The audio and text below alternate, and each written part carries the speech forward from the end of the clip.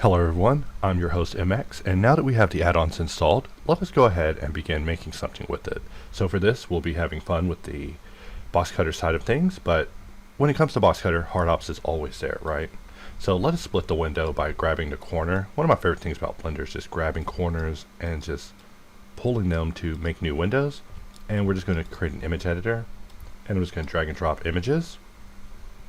And let us split the window now horizontally so I can add even more images, and we'll split that again so I can add another image, and we'll split that again so I can add another image, and now we have 4 images. We can also, I believe it's pin. We can click the pins to basically pin these in here, and then even if we wanted to, we could also just not show the header, just if we wanted to really be secret about it, make this like kind of pure ref or something. So now we have our little reference window over here that we're just messing with, and we can zoom in and look at these as needed. So I've been admiring this little thing on Amazon. However, it does cost a bit more than I can afford, $250. So very expensive. Also, I don't know what I would carry in it. Usually I try to drink less when I go out because I don't want to use a restroom in strange places, but let's take a look at this, and we're just really just looking it over, just kind of thinking of a game plan for how we'd want to go about it, really.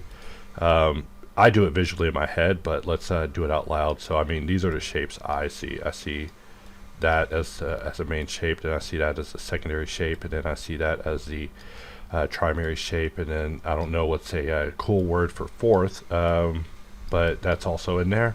And you know, we would just start detailing these elements as we continued on, but the initial thing would be the block in. We'd block it in simply, and then from there begin detailing it. So getting caught up in the minutia of details just won't be good for us, but let us change this back over, and I'll go over and locate annotations and let us disable them because we do not want them. And I got rid of the header, but I actually do want the header, because with the header I can just click and drag this over to the 3D view and just create an empty of the object, because references are good to reference. You know, they're also good to reference in the reference image editor, but they're also good to reference as references. So let's take a look at this bottom. So we see that it does have a kind of rounded shape with a little bit kind of bulging out. I'm not trying to go for a one-to-one version of this. I'm really trying to just honor the design, not so much completely copy it and put my own Amazon Basics version up on the internet. But let us just take a look at what we have going on here and just think about what our strategy would be. So, you know, obviously the first strategy is the form, and then this bulbous part would be number 2, and then that part would be number 3, and then cutting in this would be number 4, and that's a big old 5 right there, and this we'll call that a 6. So this message brought to you by the letter 6 to let you know I'm not a number no more, I'm a letter. Alright, so with that aside, let's get rid of our annotations again so we can get back to work. And so how do we want to go about this? In fact, what happened to our reference image? I guess that is new to Blender. Wow. So you can actually show images only in orthographic and perspective now. Alright, Blender's always changing. There's always something new to be shown. So that is kind of cool. I mean, as long as you're aware of it. Definitely a surprise if you're surprised by it. So let us bring down this, and we'll use this as a reference image. Something like that. And because we know that, you know, it won't actually, this one will show up in perspective as well. There we go. We're just getting used to these new options that we just discovered that we have. So I'm just going to add a plane, and we can even mess with the size parameters, but you know, instead we'll just go in edit mode, and I use this first shape as a way to just ensure that the reference is centered enough for us to adhere to it even roughly. So something like that, and SY. So something like that will do. And then, you know, we want to come into the level 1 roundness, not the level 2. Also, we got to compensate for perspective, so maybe something like that. And I must also note that I, of course, never am presenting myself as a master modeler. I am just a guy trying to survive the day, as I'm sure most of us are. So I know there's probably people in the comments who could run circles around me who are much better and more skilled. You know, I'm always being reminded of their existence because it's such a competitive field. But at the end, all we can do is do our best. So let us get in here, and we're just doing our best today, guys. I'm not trying to be the world's greatest modeler. Just a modeler who earns a meal. So we'll bring this down to the bottom. And actually, we have this where we want it. We want to be sitting on the floor. I always am so quick to send models to the underground. But let's just take a look at this. And we'll press Q and use the change transparency option to just lower the transparency. And even though I'm being a little spastic here, I do feel like I am making some major progress. So using HardOps, we'll just give it a little bit of solidification. And that will tell us definitely how we're looking with this. Actually, I want to scale this from the 3D cursor.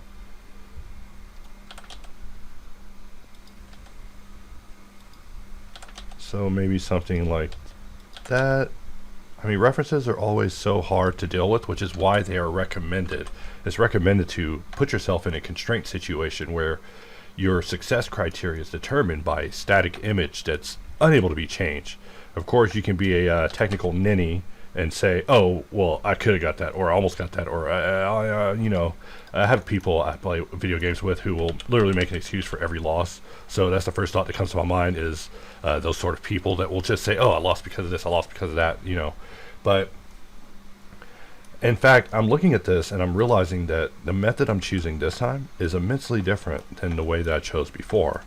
I've done this a myriad of ways, but this one is the most sane. Probably because I'm recording. So I'm going to duplicate that and hide it. I often will duplicate something and hide it because I may need to refer to it later. Or I feel that I'm about to make a mistake from here going forward, and I might need to revert to that previous state. So if that's the case, at least we have that mesh for that. So, and when I have to apply a bunch of modifiers, believe me, I'm always nervous. I'm always nervous. Like, I hate applying a bunch of modifiers. And I know I got people in the comments who are like, hell yeah, bro. Because I get so many messages about that, about people who just do not want to deal with applying, or they want to work non-destructively, or they want to do very insane things, but non-destructively. Things that can't be non-destructive. So we're just extruding and scaling, just E and S, according to the ref, not even really taking any side of it. And let's look at what we have. And I'm going to shift-click sharpen, and that will let us roll down auto smooth. Sometimes the shading will get out of touch, and that's where adjusting your auto smooth interactively comes in handy. Nothing's better than an interactive auto smooth adjustment, or at least to me. I always felt it was a very nice feeling thing, and in Blender I love to emphasize on these things that feel very nice, that are good in the experience, because, you know, so much in modeling is part of the grueling, painful parts, but we never get to talk about the parts that actually give us dopamine. So now I'm just looking at the top, really just looking at the top and just thinking of my strategy while I'm wasting your time. So sorry about that, just stalling. So let us jump in and we'll just bevel the top. All I did was select this top face and then control click mark, and control clicking mark will bevel, as says the tooltip. In fact, it will bevel only that V group, and because we have no edges going across via mirroring, because we're not hacking it with mirror, it's a lot easier to deal with. But let us just get in here. And of course, I'm not modeling as fast as I can. I don't know why I have to say that, but obviously if I was modeling as fast as I can, this wouldn't be a tutorial. It'd be like a demo reel. I'd be showing off. I'd be flaunting myself. And I'm not trying to do that. I actually want people to learn from this. So if you learn from this, then it was a success. If you're impressed by it, then I don't know if I accomplished a goal. You know, if you walk away and you're like, hey, I'm gonna go reference that same crate that you just did, then I think I accomplished my goal. The goal is to get people motivated to want to do this, not to just literally be couch entertainment. So I mean, I'm also couch entertainment. I'll accept that. But also, we must get to work now. In this twilight time, we must get back to work, guys. So I'm going to press D, and we are going to just create a box. And, once again, I'm talking to stall time. And we're just kind of, I'm actually looking at it on Amazon. So I have it right here, where I'm just kind of checking out the crate, just seeing how far these little pieces on the side go. In fact, let me grab that, and we'll just place that image here, where we can then examine it. So this guy's climbing it. We see that there's a deep trench happening in the side, but for the most part, we're not doing too bad. In fact, let's really look at this. So this part doesn't even go back past the area where it begins notching. I mean, this thing looks like you can drain water out of it. I mean, you carry this up this ladder and then drop it on another man, and that man ain't working for the rest of the day. All right. Did I create a... Okay, I shifted it to live, but I forgot to do the rest of it. In fact, I'm curious as to what I did there. I could have sworn I drew and canceled. Alright, and that was what I actually wanted to do. I'll have to recheck the recording to see what I did there, but I'm ever vigilant for bugs, guys. So here we have make being marked, which shouldn't be marked. And let us go ahead and hit that with a bevel. And I'm pressing 1 in order to basically formalize the bevel. Basically, we start off with a default of 0.65, I believe. But if you press 1, it will immediately formalize that to 0.5, because sometimes you just need 0.5, especially if you're trying to be accurate to an image. All right, and back to work. Had to send a quick error report. One of my favorite things about Boxcutter is this little error management system at the top of the screen, just for displaying the various errors that can occur, because issues happen. Issues are always going to happen. Blender's changing, we're changing, CG's changing, everything's changing. And then AI's eating everything else. But between all of that, there's so much activity, and as a result, there's always changes. There's always going to be bugs. There's always going to be anomalies, because for CG to move forward, it just has to be that way. I mean, I'm not complaining about it. I just have come to accept it as a fact of life. So having a little error management system at the top of Boxcutter has definitely been a godsend. In fact, I want it to be standardized across everything, because it is very important to me that we are able to troubleshoot and get to the bottom of these issues. So previously I gave this 6 bevels, meaning 6 segments, but perhaps we want less. And that's what I'm thinking about over here. As we begin to shrink, we also want to begin to minimize some of the scales that we have going on here, and also polygonal densities. For example, I believe I did this one with a 8 or so. Nope, 1, 2, 3, 4, 5, 6, 7, 8. Okay, I did do it with 8, or maybe a 7, but whatever I did, it is definitely lower than this one. So because this one is a big bevel and this one's a small bevel, this bevel is 3. At least that's what my brain is telling me. And then the other part of my brain saying, yes, that's good, do that, and then you can go have a beer. Just kidding, not a beer. It's a little early for that. I'm just joking, Homer Simpson joke. But let's continue on. I will just shift A and add a plane, and planes are also good. I was about to make a joke that would have made my editor walk out, but instead we will just solidify this and bring it down to something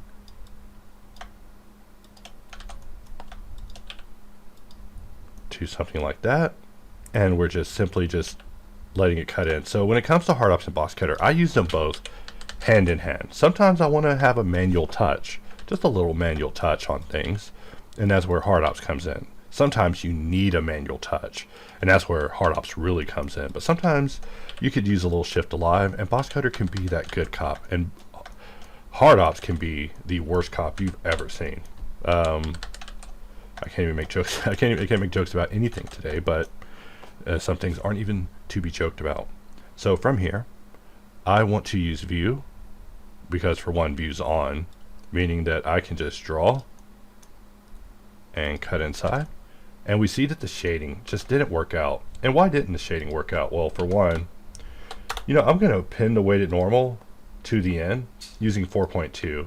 You know, I once said, hey, I want an option added here for us to prefix these modifier names. So users could go in here and say, mark as last mod or sort last or whatever. But basically it would put the underscores and the exclamation points if needed. But Blender has surpassed that and now added the pin to last. So let's test it. We now have this being kept to the end, and we have this being forced to the end. Kind of a difference between the two to me. Maybe not to you, the casual user, the viewer. You're probably like, what the heck is this guy talking about? But let's try it. Because one of the tenets of Boxcutter is to basically always cut with good shading. We want to always cut and have a nice shading result when we do that cut. And if we don't have it, then that will need to be addressed. And that's why the sort system even exists. Even though now Blender is telling us that the sort system maybe doesn't even need to exist in any capacity at all, which is both scary and exciting, but it also means that maybe the mission has been accomplished. The mission was to let Blender know there are modifiers very important, and those modifiers change, and we need to respect and honor those modifiers. And Blender's like, okay, I think I got you, bro. Let me end you from existing. And you know, that's one way to answer it. So I'm going to go into settings and shift click on shade solid. That will give us a solid duplicated version of this piece that we're messing with, because in order to make this adhere to the reference, we are going to need to kind of get a little wild with this thing. And by wild, I mean I'm going to place an edge loop right here, for only the reason I just thought of it just now, because hey, having an edge loop there means I can go in here and cut this rectangle out because I have a jump off point. So that's done. So we look at the next part. Also, this ref is like way too transparent, so let us change the transparency. And that's not helping much. I was going to say a British way, say that either, but too early to be a weirdo, guys. And we're just looking at this, thinking. You know, in the tutorial, I don't have time to really stop and think. Same as in life, I never get a chance to just stop and think, but I am definitely trying to work it into my pipeline of being, to just spend a bit of time in reflection and contemplation in order to be more effective at strategization. So you're seeing me kind of work on it here, but I do get comments every now and then from people who are like, hey, how do you talk about all the stuff you talk about while working? And the answer is, I don't know. And the answer is also, I'm not good at either of them. So I basically fail at both of them. So I'll be here talking about Goku and Dragon Ball Z, but also I'll be messing up while modeling. So any professional watching me will say, hey, this guy sucks. Why am I here? Just kidding. I'm too hard on myself. I think we are making good progress, and the purpose of this is that if you're able to complete this exercise, you know, stand with pride, you know, be prideful of your accomplishment.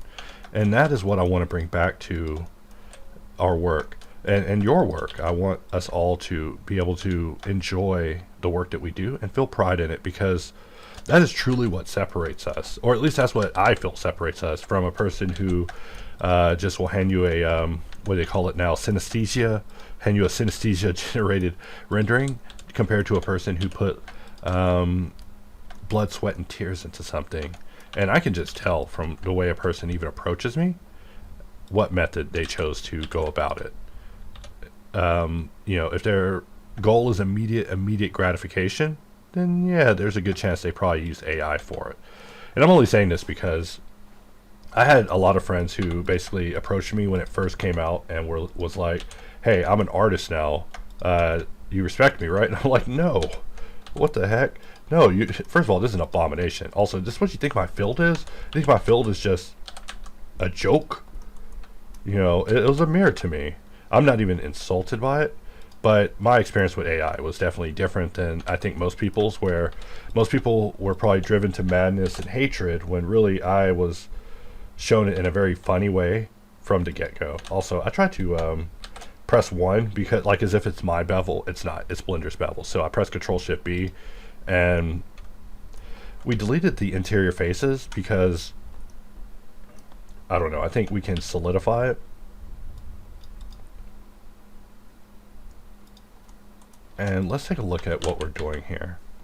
So we do want this to survive, but solidify is a strange one, you know. And by strange one, I mean, it always can use a little bit of love. And so, you know, this comes one of those times when we can use a little bit of nsolve.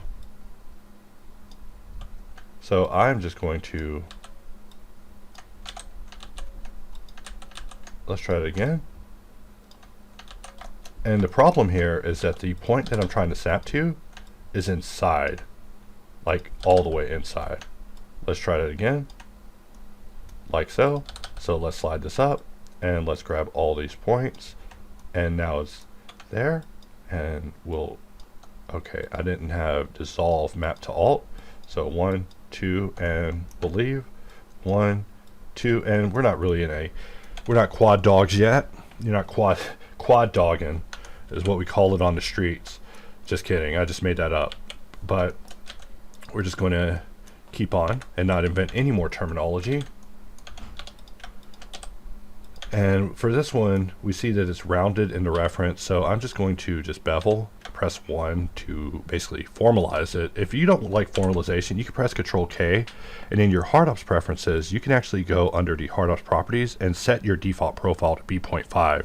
I think it makes the shading just a little bit more annoying, but that's a weird way to describe something, right? You're like, what does annoying mean? It's like, I don't know, try it out on 0.5 and let me know if you get annoyed.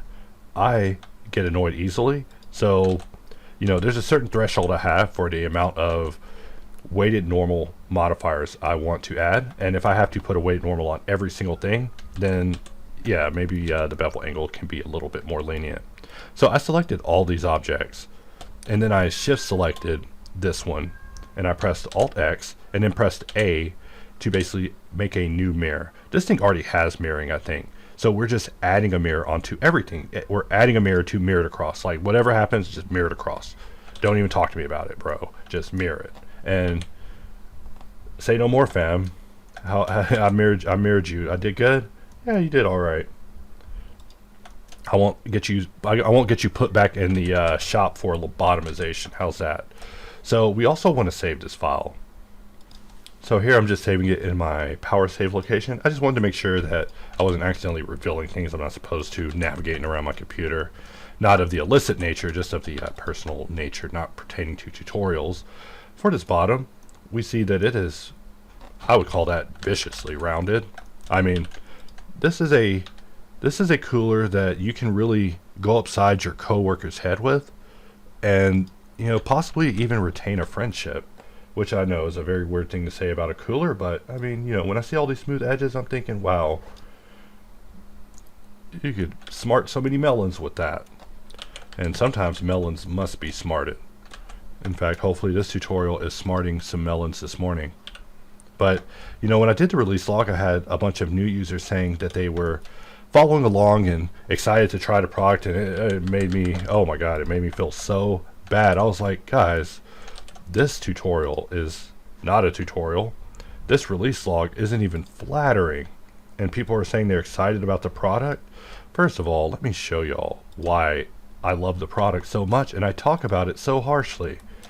Because I could definitely only say platitudes, but I am very committed to having this be its best version. So right here, we're just, let's press Alt D, and we're just pulling it back. I'm noticing a lack of dots just in general, and that part is a curiosity to me, because why would Ingon just not have dots altogether? But that is something I will need to go and check, possibly off camera. But like I said, Blender is always changing, and my job is to basically keep up with those changes and to keep ahead of them, so that way they're minor inconveniences to you while being major inconveniences to me. So every day. I call myself the man on the wall because, you know, I have to basically, I'm Nick Fury. I'm the guy in space basically protecting the Earth from Chitauri threats.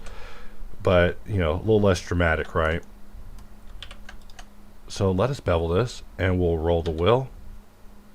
Maybe something like so. And I'm just trying to get these edges to align. I know, I'm a weirdo. But I feel like it'll make my life simpler. Except not adhering to the reference is just bad. Who are you going to adhere to? Are you going to adhere to the ref, or are you going to adhere to your own wishes? And your wishes are for what I call serendipity, which is where the geometry works out. Obviously, my goal in tutorials is never to do things that are easy. I mean, you might think this box is easy, but you know, with the constraints of the reference, I think it's a little more difficult. I'm not going to say it's hard because I'm in here kind of whooping this model's ass, but still, we want to get in here and just get everything right. So just really looking at this from the side, thinking about how this is going to even flow, because I mean, we're going to have to polish the geometry a little bit. Also, it looks so thin there. So let's take a look at our image. It looks a little thin there. Let's look at it here. It looks so thin there with our guy going up the ladder in his worker's jacket. I mean, I love a good uniform, let me tell you. Like, I used to work based on certain uniforms. My goal was to wear a Halliburton red jumpsuit. That was my dream. Never got it though, because Halliburton also would have killed me with a gas leak or something. But if I would have had that red jumpsuit, my jumpsuit was always blue because I worked for companies that had blue jumpsuits. But you know, I'm just looking at this thinking, how do I make this shallow? I could think of the most hackiest way to make it shallow like that. And how weird do we want to get with it? Because I'm seeing a little bit of that. And I mean, I know these aren't like the best decisions I'm making, but I think we're getting a little bit closer to what we actually are wanting here, except for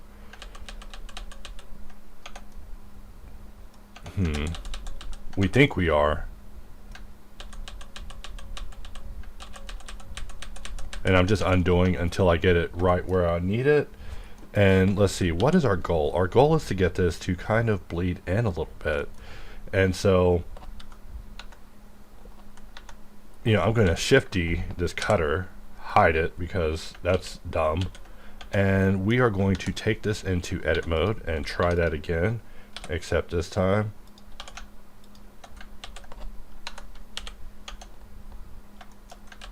alright, so how do I make this work? Because I do want the bottom. I just want this part to be a little bit more lenient. So maybe it is just a matter of just a little bit of slide action.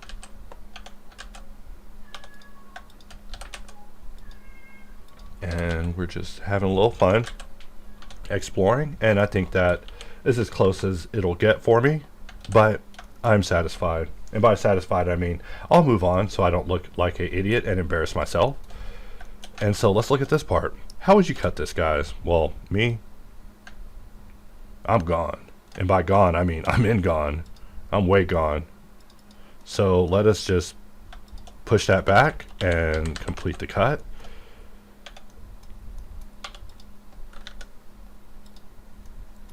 And we'll press I. And from here, we are just kind of looking at what we're getting. For me, I'm just so used to just a certain repetition of action, a certain gesture of being in a process that sometimes I just do it. I just do it, and I don't even mean to. Like right now, I'm just kind of, I'm almost in autopilot.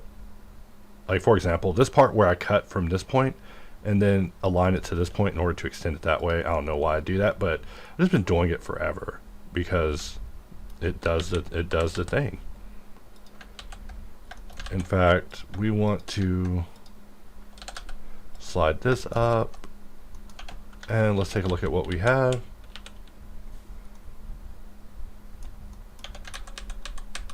All right. right? And we're making bad choices here. Let's take a look at this handle. What shape is this? It scoops back for the fingers, and it's a little thin at the front. That's what I see in the reference image. If you see more, apply at jobs.yeti.com. No, I'm kidding. But, no, okay. If you see the truth behind this crate, submit your resume at jobs.yeti.com. I don't even know why I chose such an expensive crate, but I mean, if I was on here doing a Alibaba crate, you know, then I'm just contributing to, you know, Chinese goods taking over, cheap Chinese goods. So, you know, we gotta keep it. You know, we gotta hope that these are some good old American boys. You know, if we're patriotic like that. Being patriotic is a new racism, by the way. So, yeah, built in America. Yeah, they do it right. In the States, that's where we do it right. And just like that, we did it right. You know, I did all right. So, you know, as I mess with these models, my confidence increases, which is weird. I know it's weird to even be saying that, but winning at a model feels great. Like, I love winning. However, I'm also losing. And by losing, I mean, what's going on here? How do we even connect these? All right, so let's see. We're just kind of looking. I don't even know how I'm going to get this shape, to be honest. So we can get like some of it, but a lot of this is still a bit of a ponder to me. And that's just to say that, guys, I am no master. That's why I'm called MX2 now. I realize that entering a CG field and calling myself master was a recipe for disaster, especially if I don't even perceive myself as such. I consider myself a person on a quest to be that, not a person who is that. And by a quest to be that, I mean I'm constantly practicing and trying to become better. So it's really my commitment, not my current status. And we're just looking at this. How do we want this to interact? So it looks like the bottom part connects with this part visually, which is the first inside notch of the... I don't even want to tell you the words that my brain makes up. For regions, it doesn't know how to label. But I assume everyone's brain does that. They'll just begin labeling an area. Oh yeah, this is that inner region sanctum 7. It's like, wait, what? Yeah, that's that sanctum 7 region area. No, bro. I don't know what you just said. But continuing on. We are going to just rescale some of these windows. I mean, we could also duplicate our layout if we wanted to be selfish. And by selfish, I mean we would just start overriding layouts. So we have only 2 layouts. So now it's just us and this one image. Just simplifying what we're doing. And, you know, these cut-ins that we're looking at, these give us really an opportunity to look at what we're dealing with here. So let's look at it from the bottom.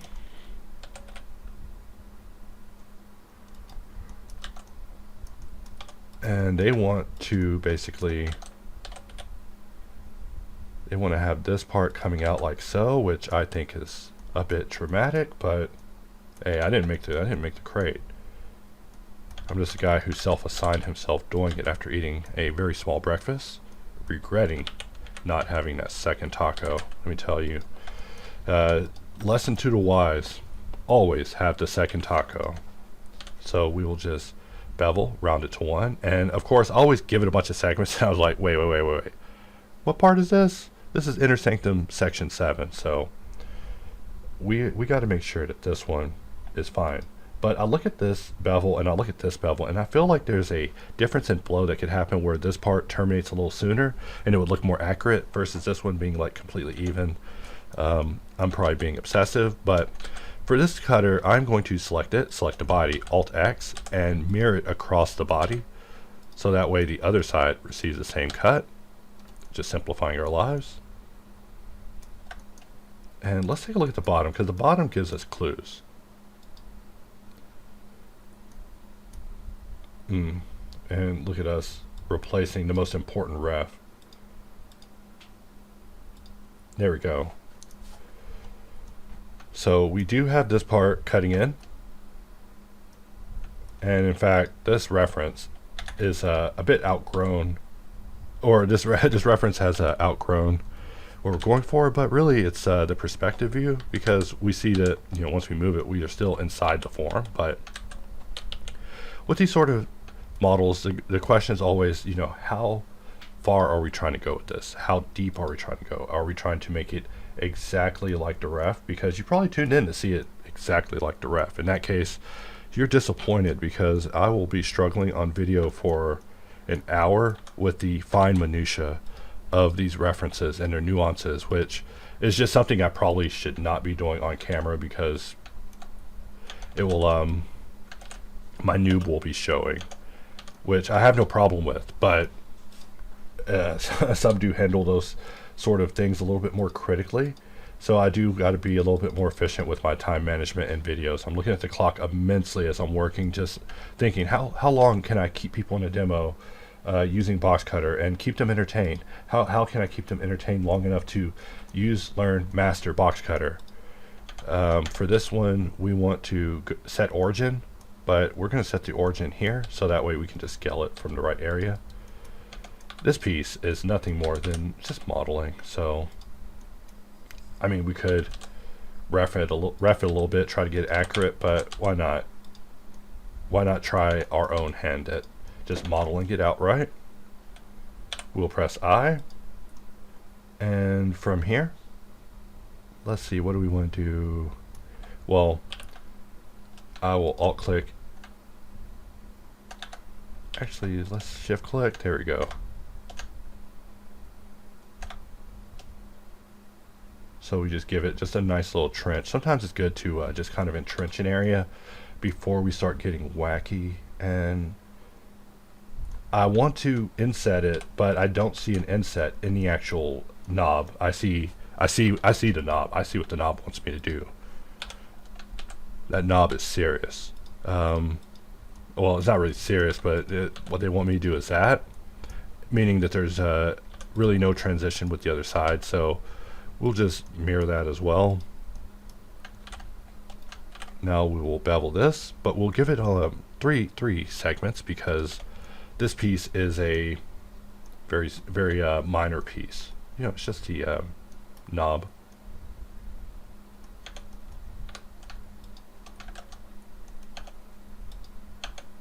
Okay, I accidentally turned off overlays. Maybe something like that. We're just really looking at it before we start committing, or before we start committing to things, because we're modeling this very destructively. And you know, we'll put the cursor there, undo our selection just so we can scale it. Maybe something like that. And then I see that this area is going to be rounded, and so to make it rounded, it's easier if we just don't add any reinforcement there. I know these are very lazy. I'm sub-D and lazy today. We want to enable inflow, so that way I can here, let's try that again. Something like that.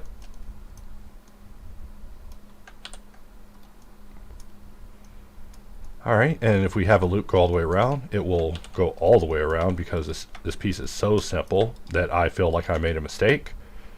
So let us, you know, let's just shift click mark. We'll press S and then press B to use select tool, because I still love select tool. And someone asked if it would be leaving HardOps. First of all, the thing works great. It's a reference. It's forever a reference. When we were making nsolve, I was like, make sure you reference it, because so much has went into it, and I care so much about it. So let us take a look at what we have. And this piece just looks terrible, guys. Terrible. I'm thinking, how can we control this on 12? We would have to get a little weird, but I was about to redo it and start over, which, let me tell you, that is like one of my easiest trump cards. Because I can redo something at the speed of light. It's easy. It's so easy to redo something, but resolving it, to refine it to be the thing, not as easy. Not saying it in a braggadocious way, just saying like this piece that we're refining, it may never get anywhere, because of how it was constructed. It was an original sin situation, like the original sin of us choosing to make it a 12 vert cylinder did it in. And now we're at 40 minutes talking about it. At 40 minutes we're talking about a mistake I made on the knob. We should be taking a victory lap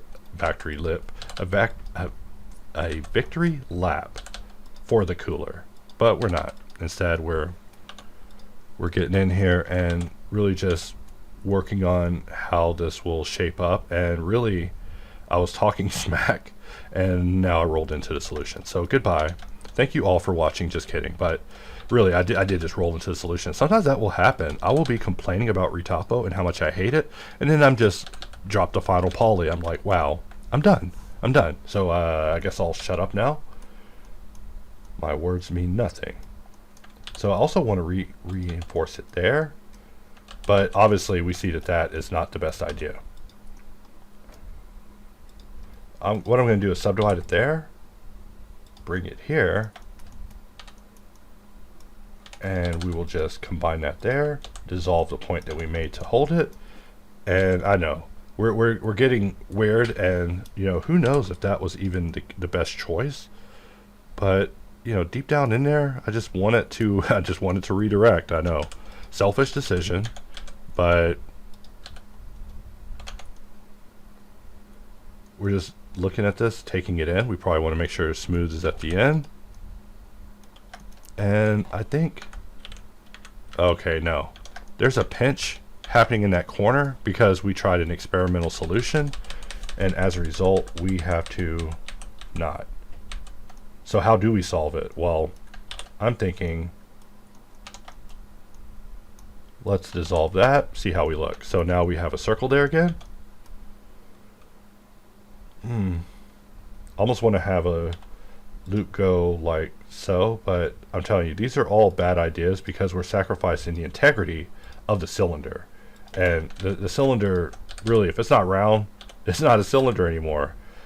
You know, you can do all sorts of things to a cube and it'll still be a cube, but the moment you start doing things to a cylinder that aren't very cylindrical, it ceases to be a cylinder. But you know, this is a philosophical talk now. We're talking about things that most people probably don't even care about. So we're just still shaping it, looking at what we got, and you know what, we'll take that because the goal is to survive, isn't it? So now we have this piece, and let's try a little bit of nsolve for this, just so we can drag out a circle, and I will roll the wheel while holding the left mouse button, which I don't think I have to. I think I can just click and do it. And we'll press I. And mirror just seems a little B. Okay, and you see B enabling when I press B now, and it still isn't working over in 4.2. So it could be that this build that I'm using today is having an issue, or I modeled in a way that is causing us an issue. Either one of those is a valid solution. So let's dissolve that, and of course we have to subdivide and bring this back to the center. All of that just for us to basically pull that inwards. I mean, I'm not even sure what I'm looking at here in this area. So let us do that again.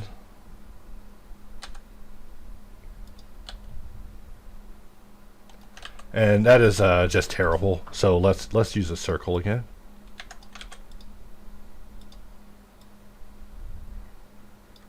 All right, so maybe something like that, and we'll extrude that back. Something like that. And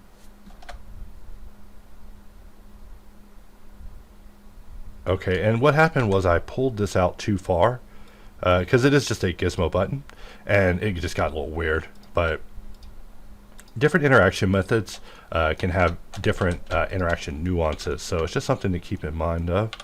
We'll press Control-T, Alt-J, just to get that out of here. I could have hit it with the wham bam using a little bit of inflow, but I want to build people up to it so they don't get this false impression that it is a save all for the things that it's made for.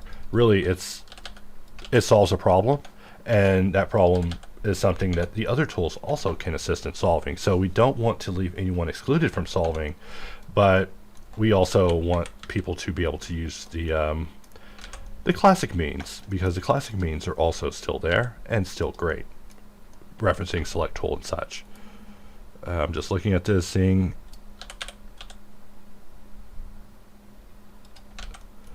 how that merges, and I think something like that will work. I mean, I kind of went a little sub D crazy on that thing, but hey, that's me. If you get me started, I will get the party started. So let us Alt X, and we'll press X and maybe A to mirror this all the way to the other side.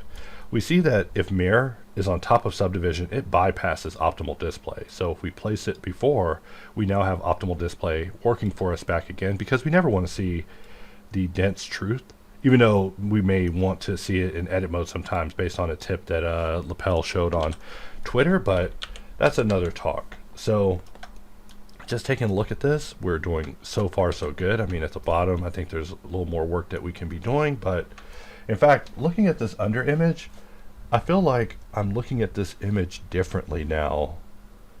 Like, not trying to make excuses, but I feel like I'm seeing this image differently now, and just making sure I don't have anything up that ain't supposed to be up. All right. Let's give it a strap. So I'm going to Shift A, add a curve, and with this curve, and I'm probably going to have to cancel this video and do another video that's even shorter, because people don't have the attention span for anything anymore. And so that's what a majority of the complaints have been about. And, you know, I could say, oh, you should get an attention span, you should do better on that. But really, these complaints are valid. You know, I asked for so much time, and I also tell you guys, hey, y'all got to tune into Boogie, man. He's having another fake meltdown, guys. Y'all got to tune into this. Joking, of course. Y'all probably don't even know who Boogie2988 is.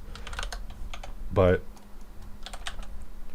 I understand the lack of attention, guys.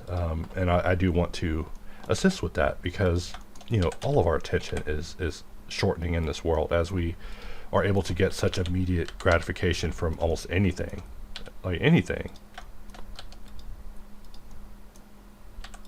I don't even know why that cylinder was there, but we'll pretend like it is not. So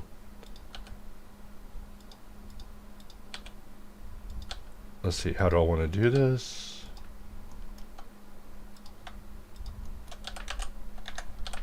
GZ. And we're just goofing off. Curves are always a little unusual for me. Probably will have to someday create something to assist with strap creation, because I find myself making straps all the time. This box I tested this, you know, with every tutorial I do a practice round where I just try to make sure that I have a sound technique in the video, that I'm not just completely being a hack. You know, I make jokes about being a hack, but really I do try my best to not be a hack. But, you know, hacker's gonna hack.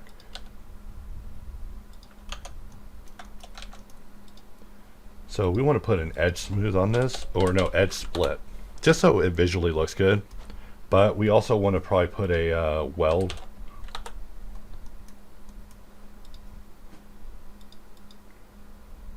And we'll just disable it. But if we apply the mod, basically the shading will not be crazy. And if we press Q, we can go in and adjust the resolution. So maybe something like that. And then what if we want to bevel it?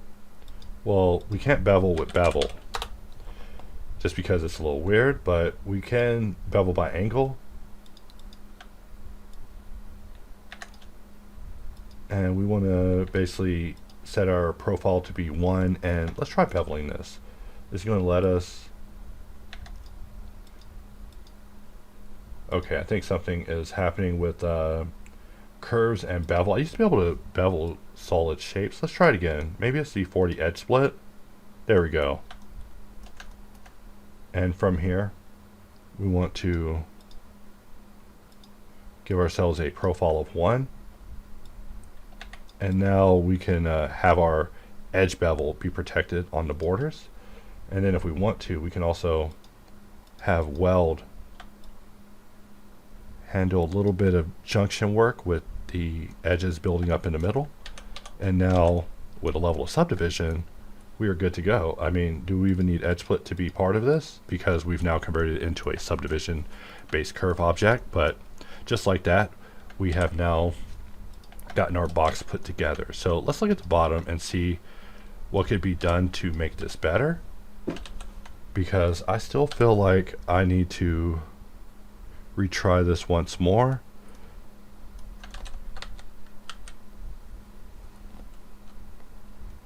In fact, let's look at the reference image, and I'm just thinking about how we can survive this, because I mean, how is this crate built? I'm gonna have to order it and take a good look at it, because it looks like it bleeds over from the feet, and then the form on the front is held there. So you know, really this is the best crate to smash your mate in the face with, if you're having to smash mates in the face with crates. Also not recommended, but you just never know.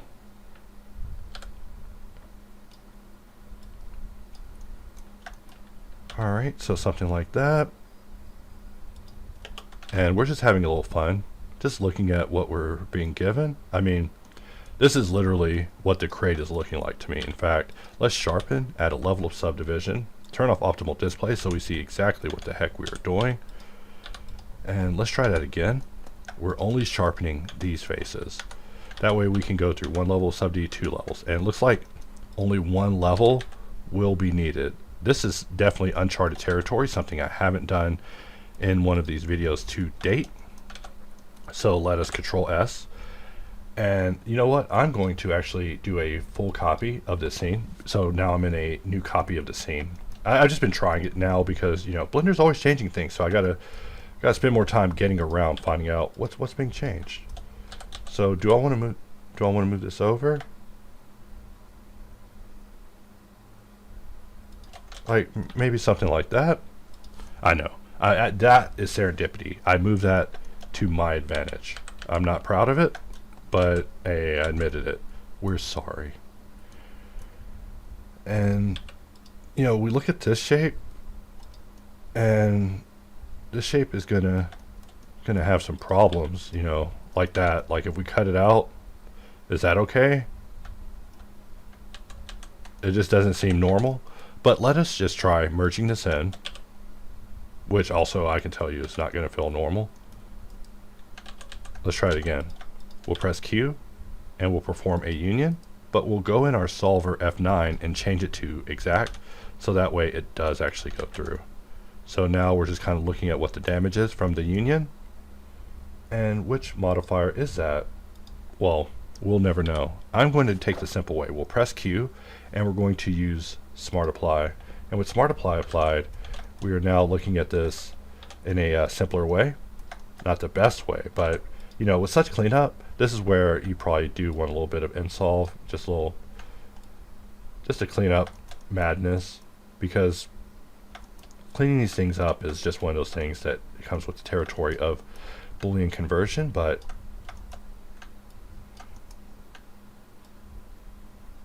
some of these messes can be a little immense. You know, all we're doing is just choosing A or B as far as what we're merging to. Not the level of mesh machine yet, but definitely something I endeavor for is to one day have a robust A and B system able to be expanded in a multitude of ways. So it is something I'm always thinking about and always talking about.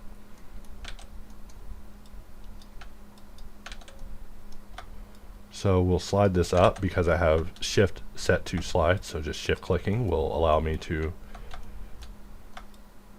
do a little cleanup. We'll merge this, slide. We'll do the same here.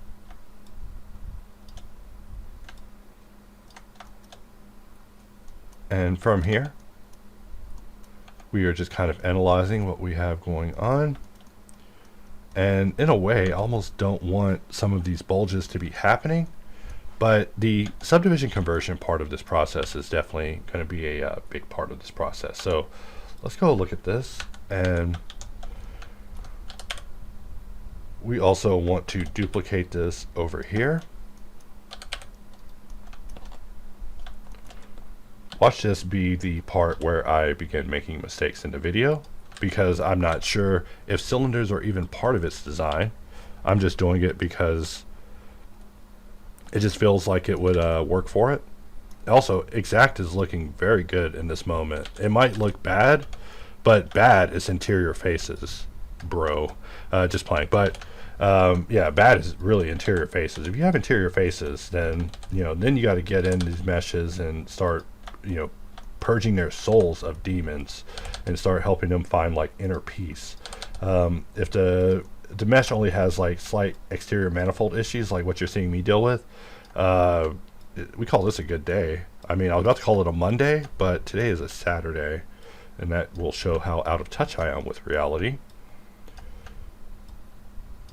But yeah, this Saturday, look at this. Let's just get rid of that. And keep in mind, of course, that collapse is from HardOps, meaning that, if you go into select tool, let's see, under M, merge is able to collapse, but as we see, it's not as attractive. And that was one of the things at the time that we were dealing with it was there were limitations in a way that, some of the decisions made at the very beginning will hurt you so long after the fact. And that's one of the reasons why nsolve's a thing and select tool never got remade again, because select tool simply was, in my opinion, built in a way that required that we rethink that core decision. And so as a result, they are two very different tools, at least to me, because one of them is fully a modal, meaning that you're jumping between all the modes, and the other one's just an active tool that sits there casually and doesn't do anything until we trigger it. And that is also very nice, because I found that I do need nsuite and nsolve, but I only need them really fast, and sometimes only for like the briefest moment. Like for example here, that's all I needed nsolve for. I mean, it's not the biggest deal. No need to go to the marketplace to purchase the product. Just know that in that one little case, I needed it.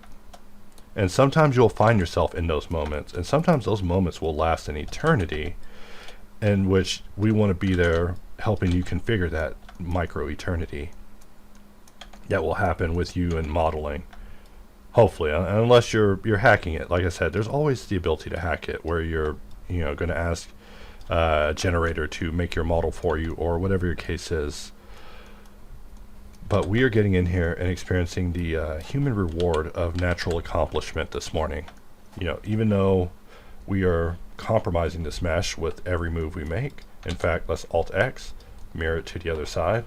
And all I really want to do is have this undersection come together. So that is right here. Let's press I. And we'll slide this out, slide that in, slide that over. And let's also slide this over too. And these faces will have to be deleted. In fact, I almost want to go back to a previous version of Blender just because of the issues happening with boundary, because boundary is very important, but without it, it is a bit of an annoyance. So I'm just thinking about how this should be. Probably something like that, and then we just connect it like so. Not the most organic solution, but we're just trying to survive. Surviving Subdivision. Just kidding. We're not surviving today. We're going to survive swimmingly today, as long as we don't get caught looking at side B for too long. So let's extrude it in, and let's just apply the mirror and redo our auto smooth. Then just take a look at what we have here. So I'm going to go ahead and place a loop cut here just to reinforce this, so that way we have some geometry to begin bringing along this. And really from here, it's just a matter of us performing the conversion process of converting this mesh over to something a little more acceptable. So now we can jump into that in earnest.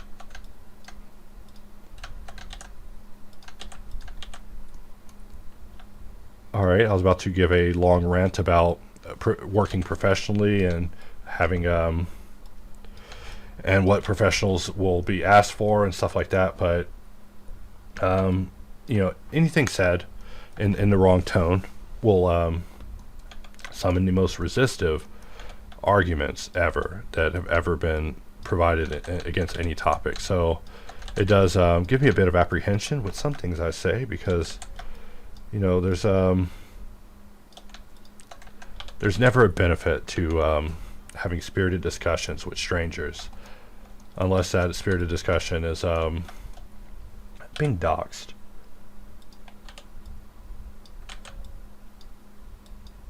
In which case, my advice is to just give that spirited stranger the joy of winning. So let us go, and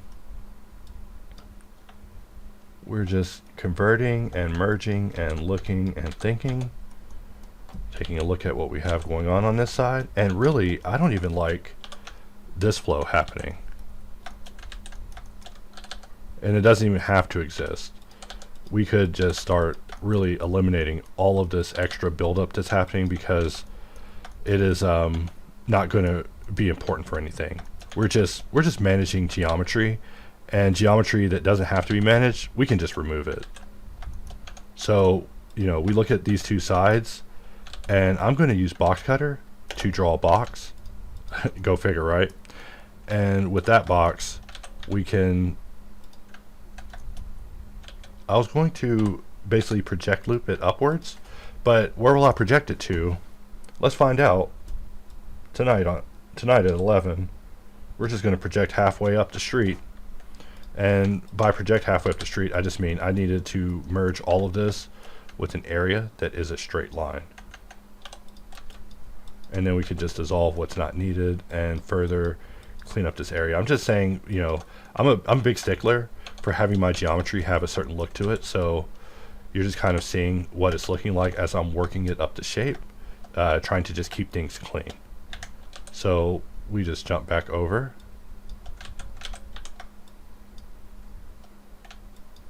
And let's get rid of all this.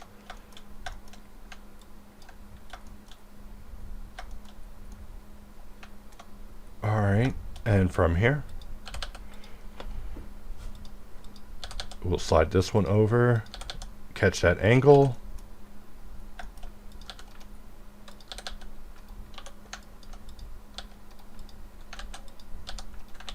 Alright, something like so. And we're still just working on one side while comparing it to the other side, because I just want to show what it's like when you take control versus when you let the mesh, you know, guide you, because the mesh was kind of dictating me into creating the result that you see on the other side. But really, the result that I want is something with control. I want control, always want control. That's my big thing. I'm obsessed with having control and agency given back to the user and the modeler, instead of it being at the instead of having them be at the mercy of our systems. So being able to make those choices yourself, that flexibility, that is really what this tool is all about. We'll press I, we'll press B, we'll press B, because the old habits die hard. Even if it's not functioning, I'm still going to wish it was. And I probably should have modeled this using a little more in flow, just because I've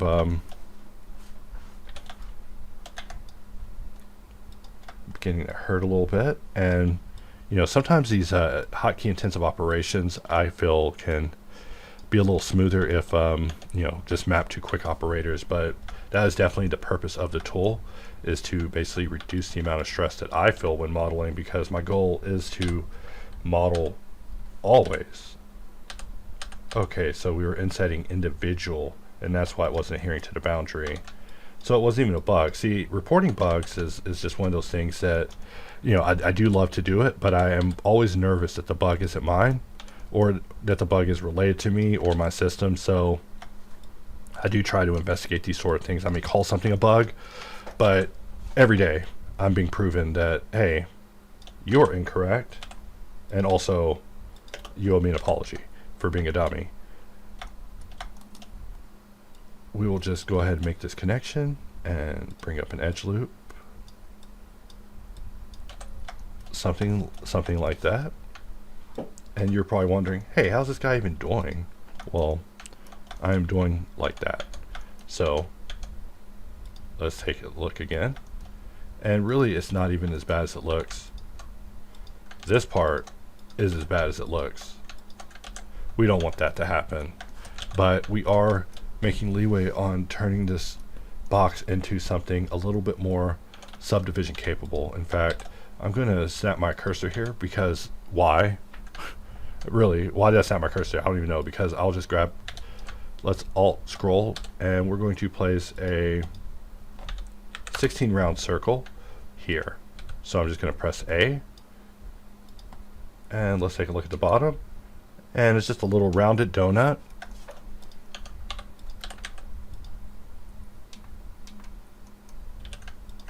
All right.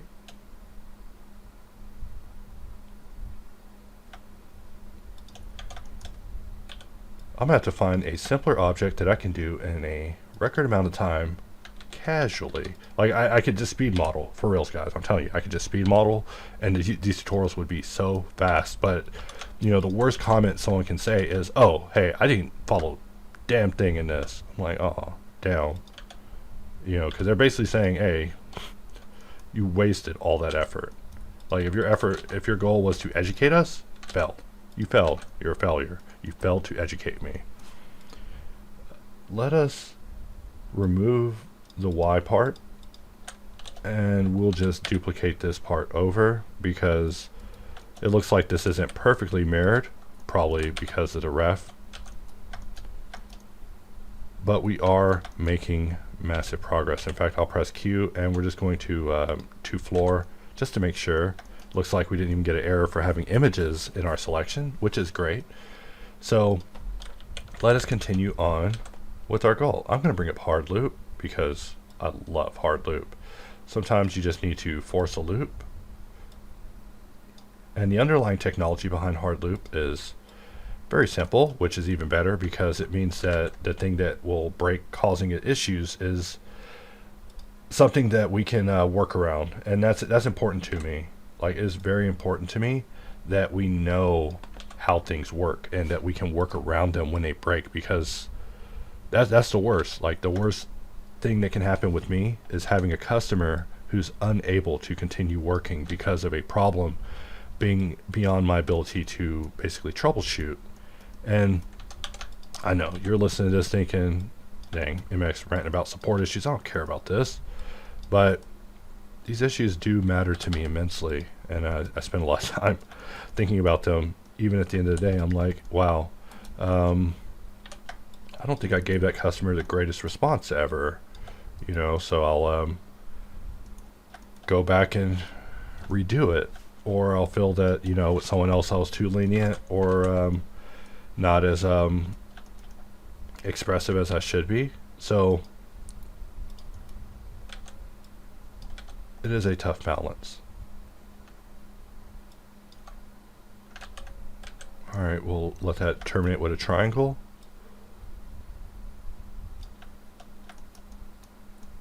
And we don't want to place the edge loop like so, but we do want to have it like so. And then from here, we can actually redirect some of these areas, but we don't want to redirect it on a large level because then it'll cause some issues with the shading. But we are just getting these areas corrected just slightly as we're working through it.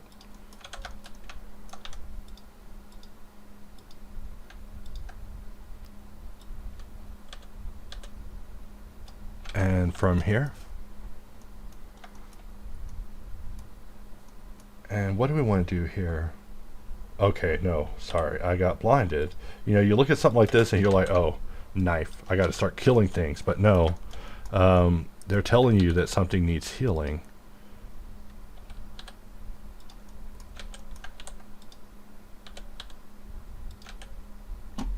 So here, we just want to create the connection. And something like that. Looking good so far, and we are making excellent progress. So the goal is to model this and then convert it into a subdivision capable all quad shape. Maybe not all quad, but definitely subdivision capable. So what I'll do is take a brief pause and then come right back. So I set a timer to go pick up a pizza in 5 minutes because I still love pizza. I'm not trying to be fat anymore, but I still love pizza. I got pizza problems. Anyways, this isn't your problem, it's mine. So your problem is, what am I going to do with this box? So let us go ahead and drag in some new images to fill in some holes. For example, I didn't know what was going on in the back. So I went online and just spent a while searching just to find some. I mean, it's not that hard. They're really trying to sell the cooler. So in order to sell it, you got to show the cooler, all of it. So let us just bring in our Yetis and just take a look at what we have. So looking at this one really gave me a better perspective than what I was getting before. I think the other one was really distorted, and so as a result it made me kind of crazy. But let's take a look at this again underneath. So at the bottom there is this little scoop, and I do want to add that. I mean, we're just doing the box for fun. We're not doing the box like a job. We're just doing the box, you know, a little casual box join. So, you know, don't sue me, Yeti. We're just using you as a technical example. Let's get rid of that loop just because, and I'm just looking at this back part, wondering what it would take to get that straight.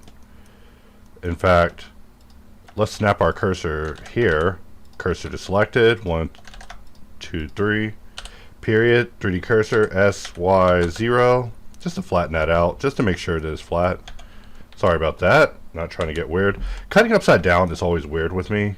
I keep wanting to flip it upside down and press my usual, I call them the stabilizers, the 1-3 numpad period. I just press them over and over. I'm like, 1-3, bam, bam, bam, stabilize, just to stabilize my view and get me back. I'm like flying a F-22 flight interceptor and losing control here while modeling. So let's get that under control. Sorry, I'm wasting y'all's time. I gotta go get a pizza. But before that, let's make sure that we're able to pull this off. And we want only 3 segments. I have to trust in my rolling of the mouse because this isn't something visual at this time. And also, we put this boolean before the mirror, when in this case we really need it to be afterwards. And let's also scale this down. I mean, we're just goofing off here. I'm not even being serious right now. I mean, maybe a little serious. I mean, this model is getting pretty serious. I'm pleased with it. And let us ever scroll to bring this back, and maybe something like that.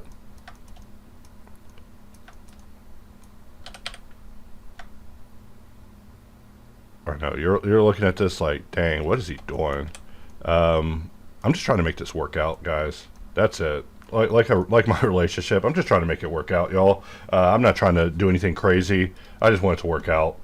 So let's apply it. All right, let's apply the mirror, then apply it, then we Alt X and we press D. And every now and then, I just like to try to apply things before the mirror, just see if it'll let me get away with it. Like the mirror, I notice has a little bit of leniency to it. It's like a breakable weapon in a video game to me. For this, I'm going to just control pull this dot in order to clean that up. And we'll do the same thing here. And let's just merge, Verti merging, just to clean this up because who knows what's actually going on here. And while we're in here, just doing a little of that classic modeling, let's press I, let's press B, let's cancel my pizza timer because now I'm modeling, and modeling is all that matters now. See, that's where I done goofed. I already knew it was going to happen, that I would start working and I would find that to be more important than the pizza. And this is where the problems begin in my life, you guys. There's a lot of things that should not be more important than you know, we look at this part And I see some lines that are losing their place, and I don't like that. And you know what's crazy is I was about to use project loop, which project loop will work like so. Let's just do that. I was about to do a worse idea, but now let's clean up what we're doing because we were making a mistake earlier. Like when it comes to the areas worth protecting, boy are they worth protecting. But this whole journey, I want to be a philosophical adventure in A or B. A or B. You know, I'm so very jealous that Machine invented that dichotomy before me, because when I saw it, I was just like, oh my god, A or B? Oh man, I'm a mental modeler. Of course I love that. Because choice is, you know, choice is where it's at. Even the illusion of choice.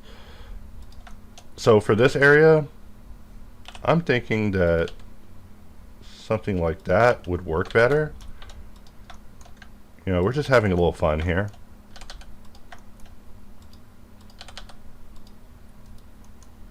And then we are now kind of analyzing what we're given these things, because between every vert of the circle was an issue. And I mean, we'll have to really polish this up in order to make it make sense again. But I will be right back so that way I don't get an old pizza. And we'll get this just right. In fact, exactly 5 minutes after I started, they're like, hey, get out of here. So we're just looking at our combinations, our A's and B's, and wondering if it's A's or if it's B's. Put them B's on them. In fact, I don't even like the breakingness happening here, but we are trying to force this area into being. So let us just continue that adventure. And so that adventure means we got to reinforce it there. But I would rather reinforce it a different way. Ooh, I was about to reinforce it manually, but let's jump over to knife. And we're just starting off with knife. And knife is a lot like Boxcutter's Ngon, where you click and start, click and drag to start, and then you just don't hold click anymore.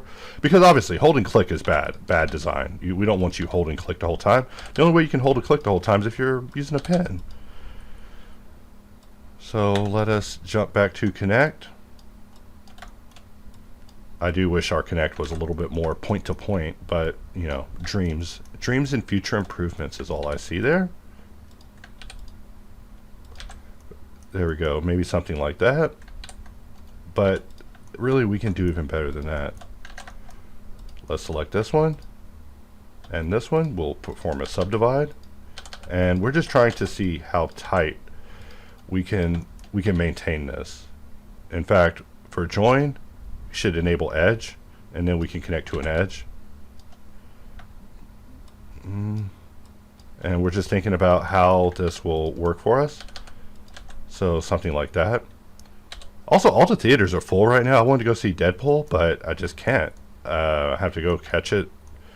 Also, I had complications with a friend who basically wanted me to get him a ticket, then also canceled on me. It's just a drama. So, you know, whenever people do stuff like that to me, it makes me not want to actually do the thing at all, which is terrible because I really want to see this movie, and now it's been ruined by an interloper who wanted to just jump in on it. But now I have to freaking apologize to people and satiate their human egos just so I can go watch this damn Marvel movie. So, with that, I will go grab this pizza. Alright, after that brief break, let us get back to it, and this time we are going to finish the job. So I'm just looking at this particular shape, just wondering how we just let the circle get so compromised, you know. Let us get that back under control. And we're just looking at what we're getting here and versus what we're offering. Sometimes just a little step away from the keyboard will help you get your mind together.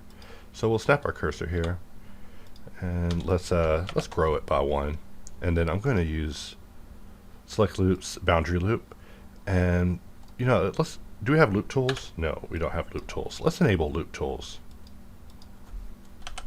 Loop. Let's look for it. Loop. Allow internet access. And we just want to go ahead and install and enable loop tools just so we have the ability to circle this very quickly. Let's try that again. We'll circle, but we want to keep it within the center. So let's snap selection to cursor.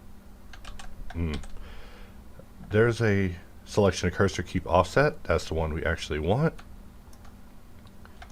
And now we just need to analyze kind of what we're doing with the geometry around it, because now that we've forced this back into being a circle, it's getting a little out of control. Let's right click and let's mess with space. Then let us right click and turn it back into a circle.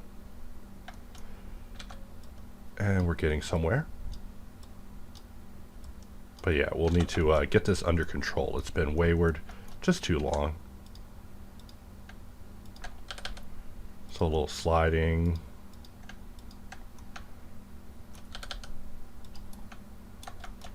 In fact, loop tools hit this thing real hard, didn't it? If we look at it, we have a flow, so we don't want to break that up. In fact, we probably did more improvement than damage, and sometimes that's what it comes down to at the end, is did we benefit it or did we hurt it? But I'll tell you, taking a break and stepping away definitely helped me make it more confusing, because now I'm returned to it and like, oh wait, this is where I left off? Alright, so at least now we are looking at something a little more acceptable for this area. However, acceptable is in quotations. We'll put a loop here just to protect that. Something like that. And now for this side. This side will need the same thing, except we're just going to dissolve and we're just going to do a poke because it's easier that way. It's just easier. You know, whatever I was about to do, let's not do that. Select loops. We're going to right click boundary loop and I'm going to assign it the shortcut of shift tilde. That means I can now press shift tilde and we can right click and choose something like space and then choose something like circle, and we now have a full-on circle.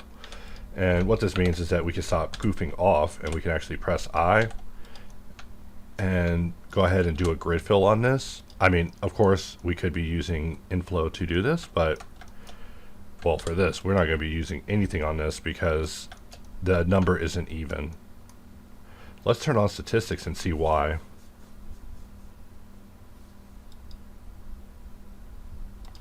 I think I get the most of my confidence when I'm just modeling without having to worry about the reference image. Also, 23. I'm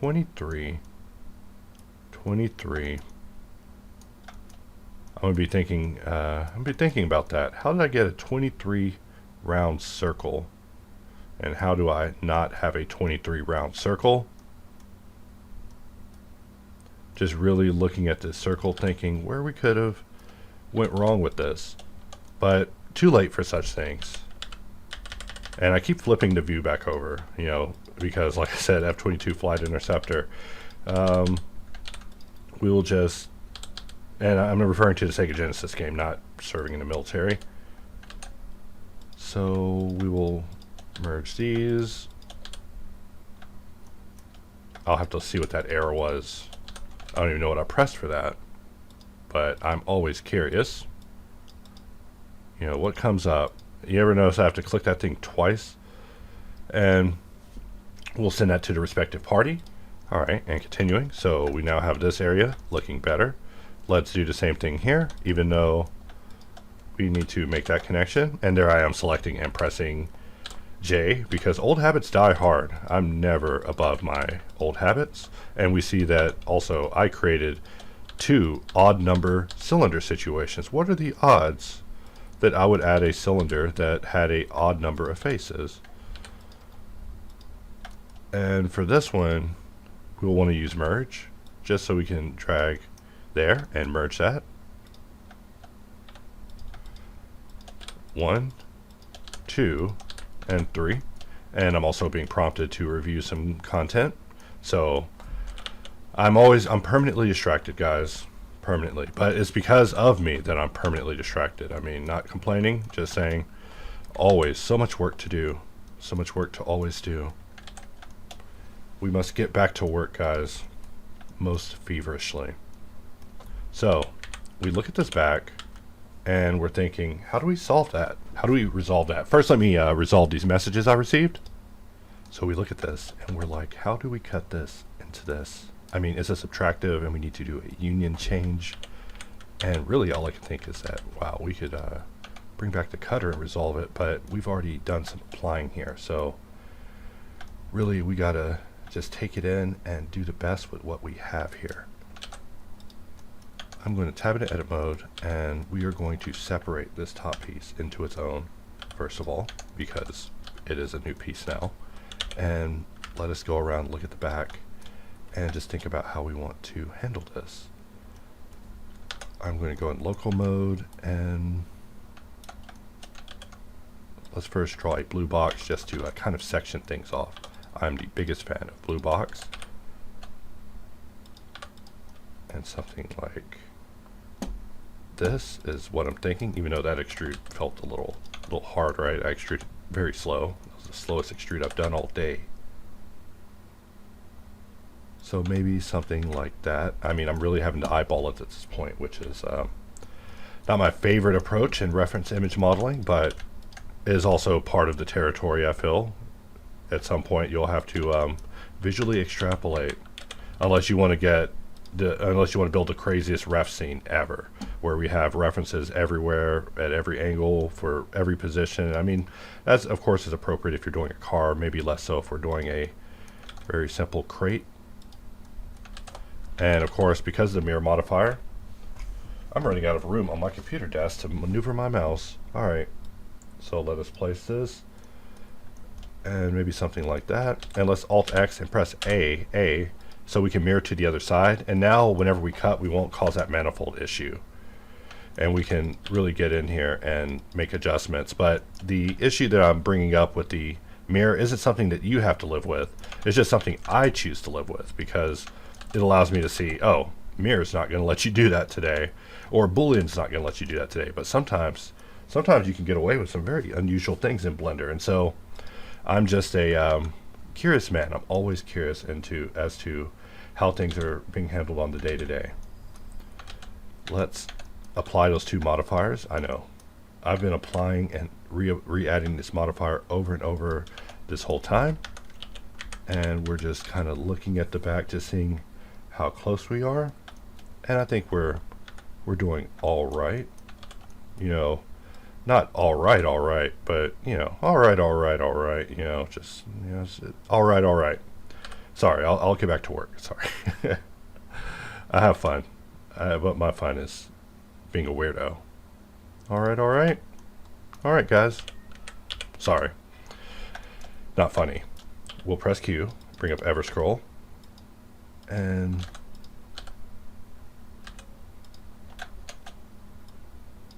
we'll bring it down to vertex. And because this mesh is cutting into the mesh, we can't do that. But what we can do is in edit mode, bring it down. In edit mode, but not in object mode. Very weird. I mean, I get it, Blender, why you do that, but also just let's just get around that, Blender. You know, ain't nothing. Let's just get around that. So I want to go around and make this bevel, but I don't want to bevel this side. It'll look bad. So let us apply that. And once again, we are bringing in a bevel. And now we have something like that. All right. And so now finally, we want to bring this shape. And for this one, we want to bevel the top part in order to just make it rounded like the button that's already there. I said button, but it's just because it's a, I almost want to call it a rivet, but it's not that. It goes all the way through and it secures the thing. So it is that. It's a securing rod. Also another made up word. Like I said, I tend to just make up words whenever I'm modeling. So with the securing rod, secure, we can now extrude this to the other side, giving this enough functionality that we can actually open this thing.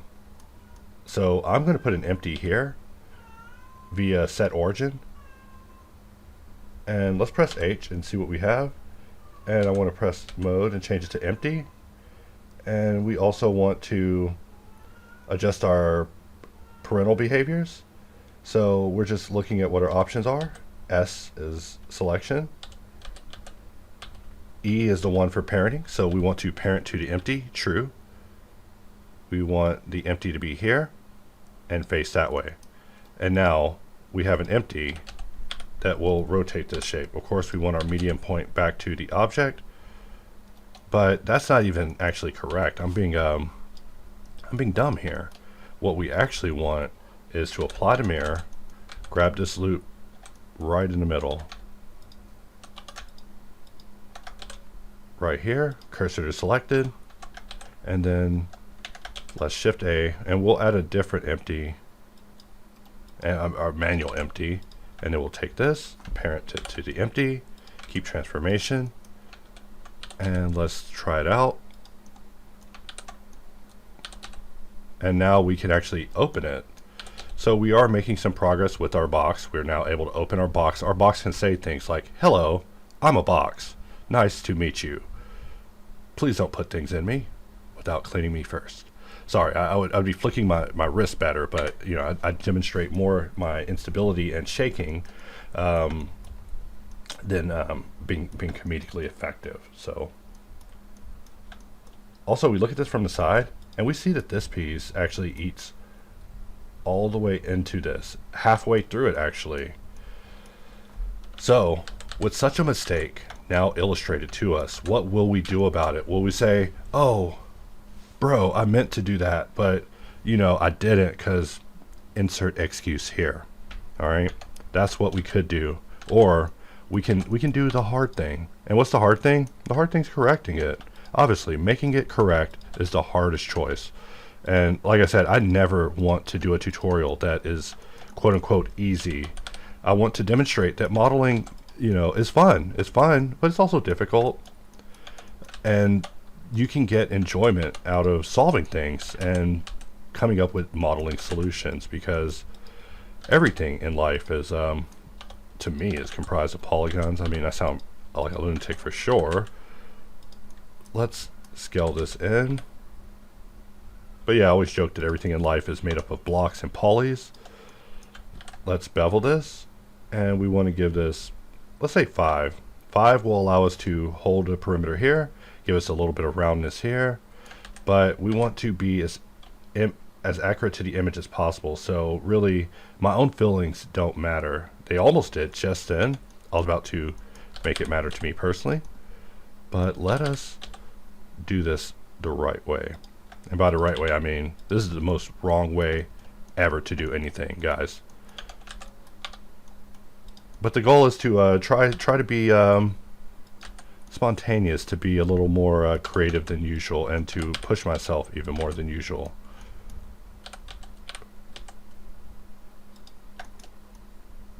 I am actually beginning to feel the pride of what I'm seeing, because I see that we are about to solve this using a solution I have never tried before, and that tells me that, hey, if we can solve it once, we can solve it twice, and if we can solve it twice, then we could probably make a tool for it.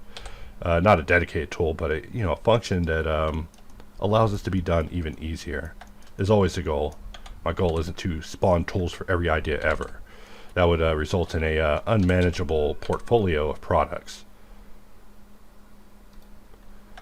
So from here, what do we want to do? I'm just grabbing and looking, and really looking at the boolean itself, not the smartest choices. Like I said, all of this is not smart at all, but we are trying it. Let's Alt X, mirror it to the other side, and I'm going to actually increment this by 1, and let's apply it, and let's go in local mode and just look at what we have here. So we can definitely do a little bit of quarantining just to mitigate the damage we're about to do. Lord forgive me for the damage I'm about to do unto this mesh. This mesh will need a therapist when I'm done. Just like by the time I'm done with my tools, I will need a therapist. You know, I make jokes about it, but the lessons that Blender teaches us they're hard lessons, but they are learned lessons.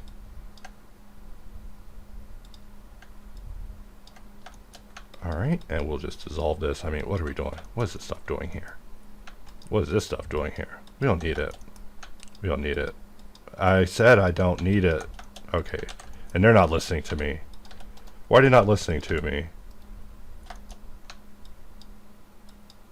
Okay, there we go. And there we go. You know, whenever I catch an error, I am grateful. Because it allows me to basically point it out. Like if I find the error, that means the user doesn't have to find the error. And sometimes users really don't like finding errors, let me tell you. So let's slide this in. And we're just going to do a gravitational collapse because, you know, what are we cleaning up here? Let's clean that up. And, you know, it looks like madness, except madness is kind of a part of my process where I just turn a group of shapes into kind of a storm of shapes to deal with. You know, what's funny is a good friend of mine wrote me and he's like, hey man, why aren't you using plasticity, bro? And my first thought was, where is my freaking barbecue thermometer, bro? But that is a joke that I do not even want to explain. But basically, I need my meat my meat thermometer. But as I say that sounds dirty. But I'm talking about a literal meat thermometer. But no, it's just a funny exchange. But I think what it was is that most who know me knows that, you know, my goal is speed and efficiency and getting to the goal quick. So why bother with manual cleanup? Why try to make proper meshes? Why do proper meshes matter? You know, I think that was the philosophical question being asked is, why even bother with a shape and its perfect form and getting it just right if I can just use a CAD solution and just hack my way there? And really, I have no answer. The answer is up to you as a human. You as a human can answer that question, but me as your whatever I am to you, I cannot answer that. I don't know. All I can tell you is that I care about meshes. I care about meshes. I mean, sometimes meshes are a means to an end, but clients sure seem to care about the meshes that they request, and so as a result, I care. In fact, I think I've only had like maybe one or two clients ever who were like, yo, give me that Ingon trash, boy. Like seriously, like two clients. And one of them came back and was like, hey, this Ingon trash is hella trashy. But for the most part, and the other job was me handing it off to another modeler who was better to another person who was better than me to further refine it. So sometimes you are the guy on the other side of the pipeline, cleaning it up too. You know, those some of my favorite jobs to reminisce on are the ones where, you know, I ended up inheriting the next job after completing the first job. It's like, good job on the job. Now I need you to do the cleanup part. It's like, oh, I was actually hoping you could let me leave. You know, I left my thing paused. They're like, no. Cancel all your plans. You're here for the evening. So something like this. I mean, I have an extra loop happening in here, and really we're just looking at the shape and just thinking, you know, I just wanted to do something a little better for the side, and then we're also, you know, giving it a bit of reinforcement just to ensure that the shape holds together well. In fact, we can get rid of that. And maybe something like that. I'm just thinking about how I want to redirect it. And also, I'm really asking myself, what the heck kind of shape did I put here? It's not my favorite shape, I'll tell you that. But whenever you turn it into a redirect opportunity, it's almost like, yeah, I meant to do that. What is hard though, and going to be hard, is that I want to mirror this to the other side, and that's just not going to happen. It's just not going to mirror like I want it to. A man can wish, but a man can also get in and manually fix this damn mess, which is what my mind is telling me. You know, stop dallying, sir. You have a video to do, and you have a movie you're about to go watch. I finally got those Deadpool tickets, guys, so I have to see it in 3D, which sucks. My girlfriend hates 3D movies. You should have seen the attitude she got with me over it. It's like, another 3D movie? Terrible, I know, but a terrible invitation, too. I make her sound like a horrible nag. I know, I'm terrible. She's great. She's great. And we want to slide this almost into this, so it works topologically, but I just don't know, because this one is a hard reinforcement, and you know, it'll just get a little stranger as it goes down. But let us continue. I don't think I was supposed to actually have this sort of a hard time with this asset, but it's only because I'm learning from the picture, and I'm trying to preempt the typical comments of, hey, you missed this element, or hey, you missed this element, which is something that happens all the time. And for this, we'll just use knife because of a visual bug that happened for unknown reasons. And when it comes to visual bugs, as always, I preach to roll with the punches. You know, if it's messing up your Blender, of course you got to close and reopen, but for the most part, we have a job to do, and so we can't just be stopping work on the account of very small bugs. We can stop work on the account of very large bugs and showstoppers. Showstoppers, you're allowed to yell at me over a showstopper, because it's how else will I learn without being yelled at? But I know showstoppers are the worst. So just know that if I'm losing sleep at night, it's because of that. It's because of a showstopper. It's because of bugs that are stopping people from doing the actual task itself. That is far more serious to me than anything else. So we even have Sandy analyze. That's how much of a bug jackpot we have going right now, which is what I refer to that. I call it Sandy analyze.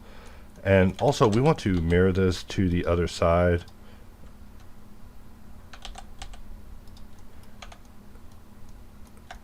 Something like that. And let us slide this in.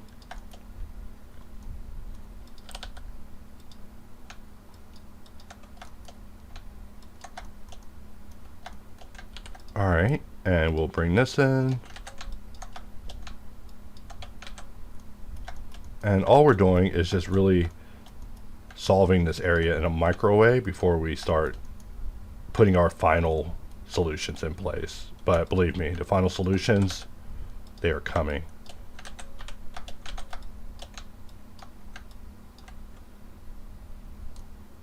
Alright, something like that. And from here, we'll just dissolve that. And let's look at analyze again. And we see that our responsibility is beginning to shrink. So let us shrink it a little more. In fact, I feel like this mesh is inside out. And that's part, nope. So the sandiness, these phenomenon are things that I do long to experience for myself, because if I can experience it, then we can basically recreate it, resolve it, and have it checked internally. Something like this. Something like that. And for this one, we'll just solve it like so. I mean, sometimes I look at it and I'm like, how do we solve that? And I see like a one-hit solution, like a straight line in Tetris. I'm like, oh wow, boom, it's over. So we look at this. We're just adding loops, and I know I'm using my classic, I say mine, but my classic oppressing hotkey of Control R, you know, I talk so much smack about how Control R be giving me hand hurties, but here I am still pressing it because at the end of the day, I still am addicted to Control R. Control R is just so classic, but it is also very far. At least to my hands. To my hands, it just feels farther than it needs to be. Triangles aren't so bad. Triangles are just terminations of loops. That's all they represent to me. So they aren't necessarily world enders. But if they are causing deformation issues, then that obviously is not good. Some of the issues that we're seeing with this particular analyze situation definitely gives me hope that we are now going to have a better analyze very soon. Because, you know, the first step is identifying the issue, and we're seeing it right here. Why is analyze being that way? You know, analyze used to have an F9 where we could adjust the amount of distance, but let me tell you, this version of analyze is so much more engaging than the previous version, not in a way to say it's better, in a way to say that the task sounds easy. The task is not easy. So the person who originally completed it in a stellar manner. And now we see that the version that we're adding, where we attempt to take it further, will just give us a little bit more business. It will give us a little bit more things to have to work on with it. So, you know, I'm excited for the challenge, but I also see that it is going to be a uphill battle. And I'm still very curious as to what's causing this particular look to happen. I mean, I should get it off screen ASAP because this is something that would hurt cells. But on the other hand, having it up lets us really analyze it and truly solve it. And that's the purpose of my main channel, is to emphasize these things because, you know, it's so quick to self-censor because of ego and emotions and things like that, and these things do truly stand in the way of me being analytical and proactive with tool development, because I'm a supervisor at my core, and these tasks are tasks that I'm supervising, so there is no rosy speech for such tasks.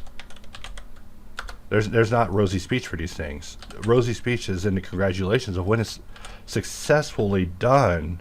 And this is something that will occasionally come up as an issue where I'm needing to give props, give props and shout outs in a buggy state, which sometimes can be conflated with success, but really it's a matter of appreciating the current efforts and recognizing that more efforts are needed for adequate completion of the task at hand. So here we are, just getting in here, just doing a little cleanup.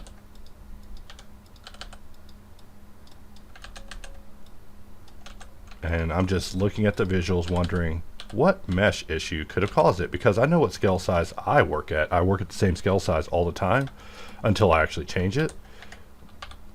And right here, what do we do here? Let's find out.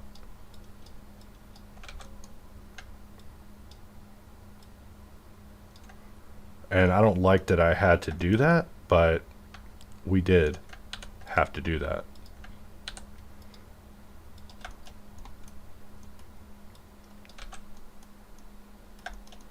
And let's add a line across. So I'm going to bring up line, and line will take away my ability to zoom. So let's zoom out,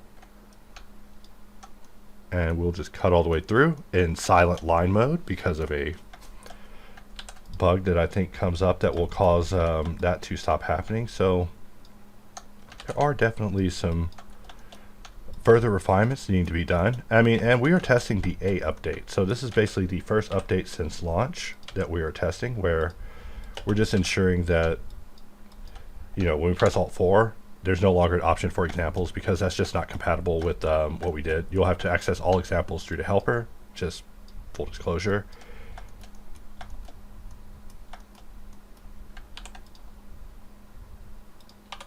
We can get rid of that edge. What benefit did it offer? Oh, and we want to go back to connect because There's, you know, a popular argument on the team is, hey, knife and join are almost the same. And I'm like, they are not the same. And don't ever tell me that again. Don't make knife into join. Don't make join into knife. Let join be join. Let knife be knife. Because knife has very specific needs and join has very specific needs. And I still argue that all the time because that's how I see it. I just see that.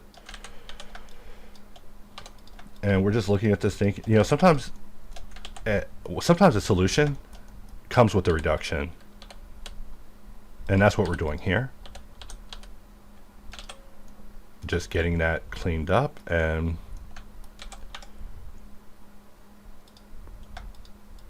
another feature that I like is pressing Alt-E and just extruding vertices. I know, you're looking at this, you're like, what is he doing? Well, I can press Q and just shift click knife, and it will just knife that across. So it's like project loop, but you know, just to show you that the stuff that we're doing in project loop, you know, these concepts in my mind, they're born and tested in HardOps, and I prefer it that way. I wouldn't test these concepts somewhere else. You know, when I tell people, hey, Hops is my experimental flying laboratory, I sincerely mean it. I mean, I will never move away from this tool because it is where we perform our experiments. And those experiments might culminate into things that are not related to their source. And that's just how I work. I prefer to have them test it with all their systems, and then if it works out, we will begin discussing the porting and transportation of their associated systems to ensure that the concept is able to be complete.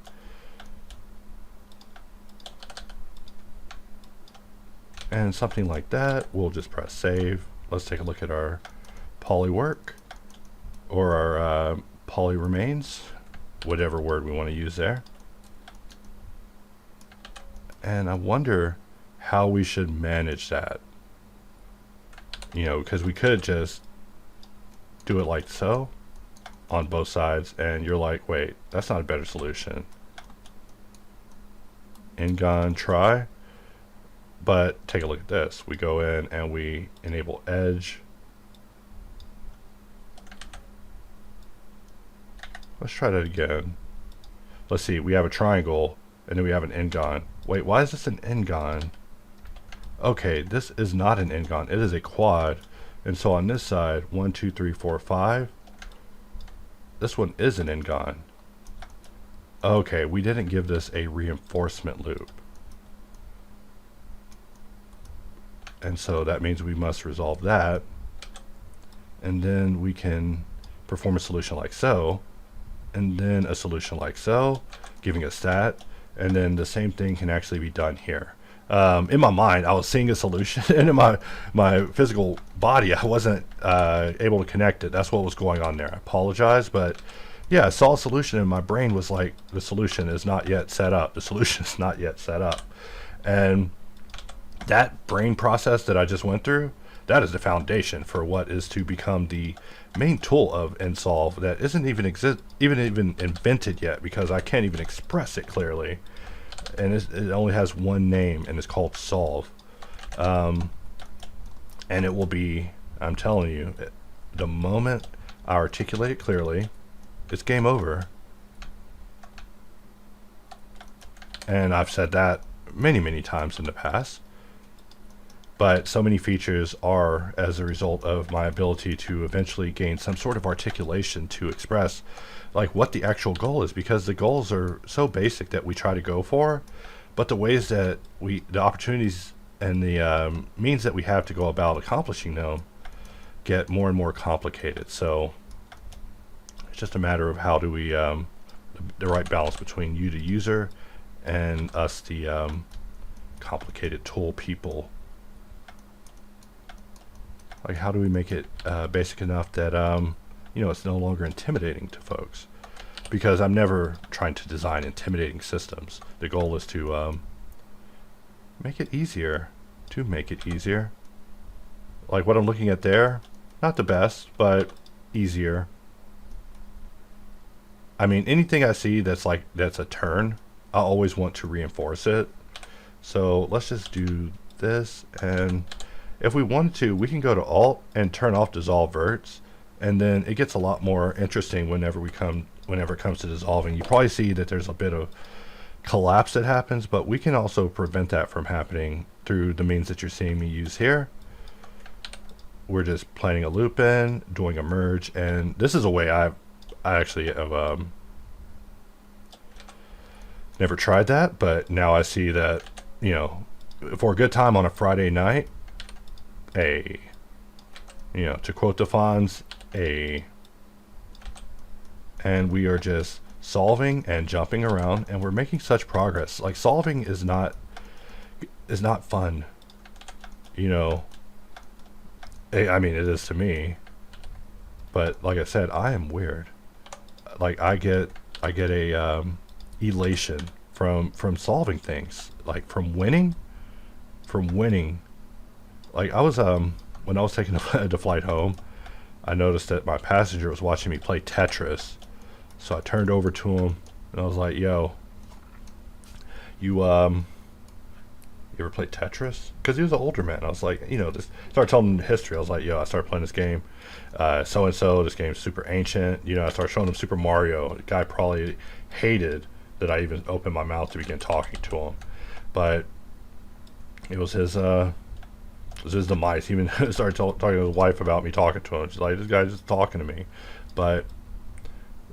Yeah, I was just thinking, I was like, maybe I should just talk to this stranger about Tetris. My goal was to get him to try a little round of Tetris. Spoiler alert, he did not want to play Tetris. He turned me down so fast. And usually that will bring up a conversation about, human will and why not even try. I mean, it's just a video game, but I get some of the weirdest excuses. Like, you start asking people things about their reasoning, and they'll say things like, "Hey, my anxiety just doesn't let me play Tetris." Like, wow, that is hell. If I had anxiety that stopped me from playing Tetris, boy, that's terrible, because I need Tetris to actually reduce my anxiety. That's why I play it. But back to work. We are just getting in here, making corrections, and just thinking about how we want to do this.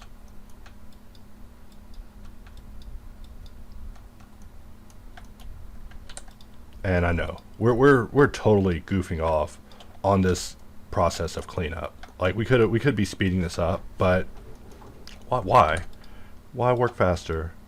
We're just having fun here, just testing tools, just playing with tools, and just really looking at what we're doing. Don't worry, the time for speed modeling will come. In fact, I should even be jumping into inflow, but I realize that the more I show inflow, the more that the tool is at very serious risk. So I will try to resolve that by not being as boisterous with my marketing of it, because it is. If users don't find it to be worth its price, then that is perfectly fine. That is so fine, because all I can say is the tool is cost more than it'll ever cost you. And also, we are working on things that will never be recreated in another tool ever again, because they are, as I would say, nonsense. Like, I'm definitely going to add some features that are straight out of my mind. And these are things I'm most excited for. And these are the things that I have 100% confidence in this concept. That's why I'm not worried. I would be worried, hey, someone's gonna copy it, or people are gonna take away the idea or something like that. But not anymore. I've had an epiphany that has changed the way I see things now. But I am 100% confident in my own creative intelligence. I don't need the intelligence that is required to write code. I just need the creativity that's required to be fully creative at the drop of a dime. And the more I work, the more it taps back in, the more it comes back to me, all of it.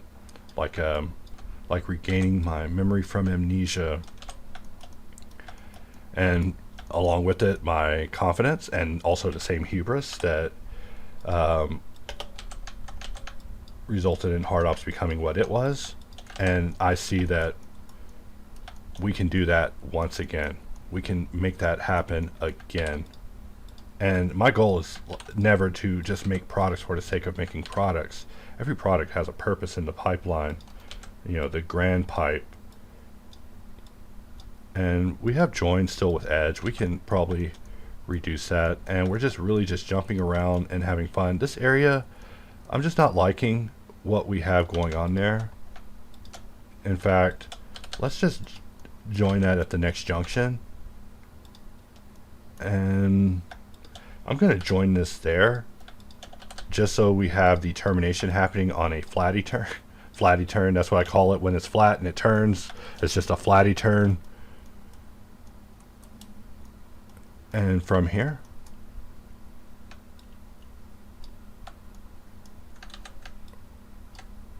and we are steadily running out of time. I'm telling you, I have to run and go watch a movie now. But when I'm modeling and I catch that flow, I don't even want to leave. Nothing else matters. Nothing matters. Only this model matters. Only completing it at any cost matters. Even if I missed a movie that I went through a whole bunch of rigmarole and also probably lost a friendship over. Like seriously, I tried to tell him, hey, I'm trying to see the movie without delay. I'm sorry. Can I buy you a ticket for you to see it? Because he lives very far. Totally got mad. Thought I was snubbing him. I'm like, no. Look, all I'm saying is I live on a type of time pressure that's different than yours. And if I don't see this movie immediately, my head will explode. Like all I'm seeing in my feed are YouTubers explaining the endings and explaining this and explaining the implications. I'm like, no, get out of here, guys. I want to be part of that discussion. Also, I hate missing out on that good content.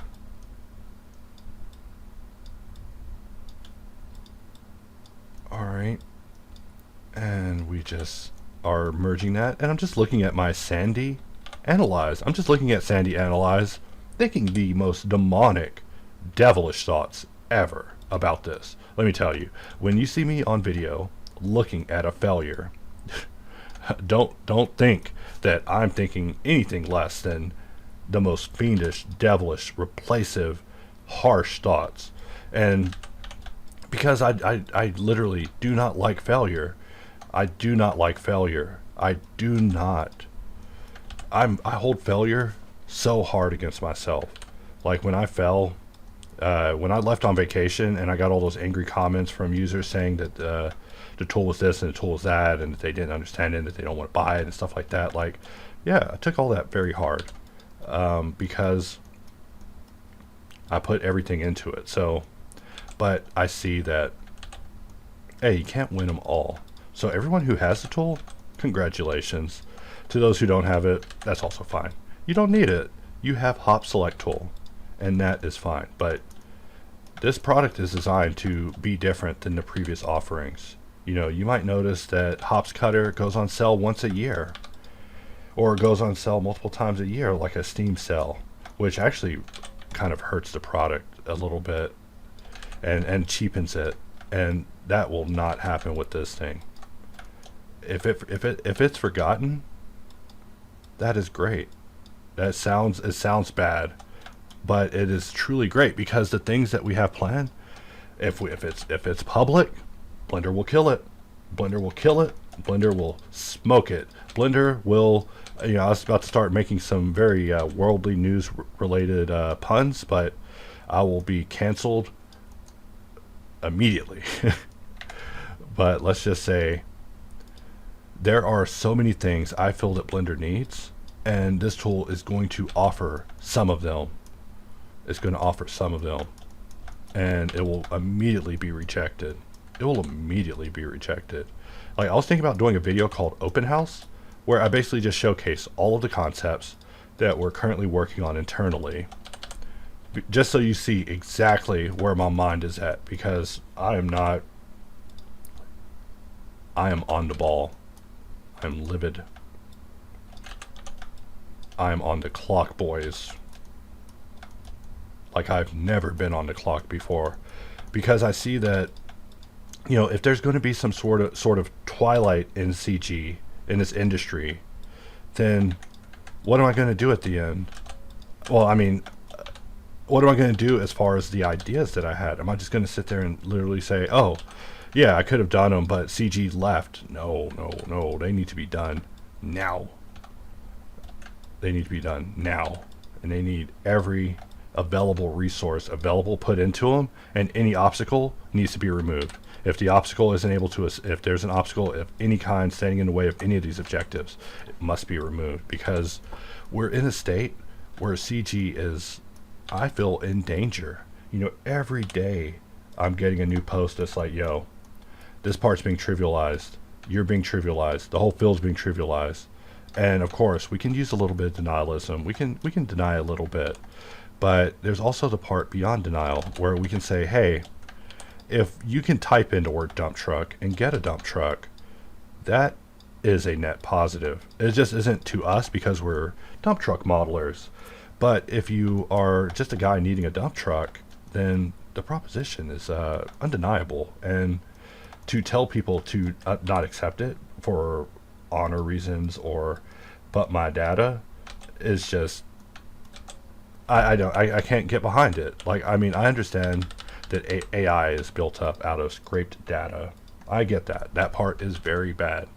But we also must look at this as something that will never go away, and that it will only get stronger, and it gets stronger every day, and it doesn't go away ever. And that the people that you think are going to save us will never save us, because they are not in the business of saving people. They're in the business of writing rules and creating rules and dominating man, never saving people. Who are they going to save? Why would they save us? And I know this sounds really morbid, but I'm just trying to, you know, share my kind of perspective on this, because it'll get us all on the same page here. I don't want anyone to be surprised and think, oh man, MX is some sort of AI lover, or he's on that other side. Like, first of all, don't categorize me, but also, I'm a person who started off automating things. My goal is automation. So just because I've met the god of automation doesn't mean I'm going to rebuke him. I see that, you know, as a person who loves automation, that life's about to get very automated. But what's not going to keep up is people. People are behind. People don't have the understanding, the knowledge that I think will keep them relevant in this new digital society that's coming. That's the part that I'm actually scared of, because it's so many people, and it's not just regular people. It's techie people. It's techie people with Luddite attitudes who are just basically getting themselves left behind in a digital world that's transitioning very fast. And so, and these would normally be people who would have very beautiful ideas, very thrilling concepts to offer. But instead, the rain is what I call it, the depression of this hopeless reality that we're in has taken over all agency. And I don't want that to be myself, but I did go through my stages of grief with AI. Not going to lie. I definitely went through multiple stages of grief with it. In fact, even when I show it to people, I'm like, yo, let me show you the death of my complete industry, guys. And they're like, what? And then I show them, and they're like, wait, why are you jovial? I'm like, it's not all bad. I just describe it as bad because of the implications of capitalism. Capitalism will make me view it in a certain way because I look at things in terms of profit and losses and such. But really, there are some things that we must do for the future. Also, we can't just be adding loops willy-nilly. And these loops that we're adding, we don't even need them all the way across here. And what I mean by that is there's about to be the hugest hole here. So let's just remove that, and we are just dissolving, choosing to simplify. I'm just looking at this thinking, what kind of luggage am I carrying with me here? And we want to enable edge, so that way we can go from vert and connect to edge, but we can't connect it if the zoom level's too low.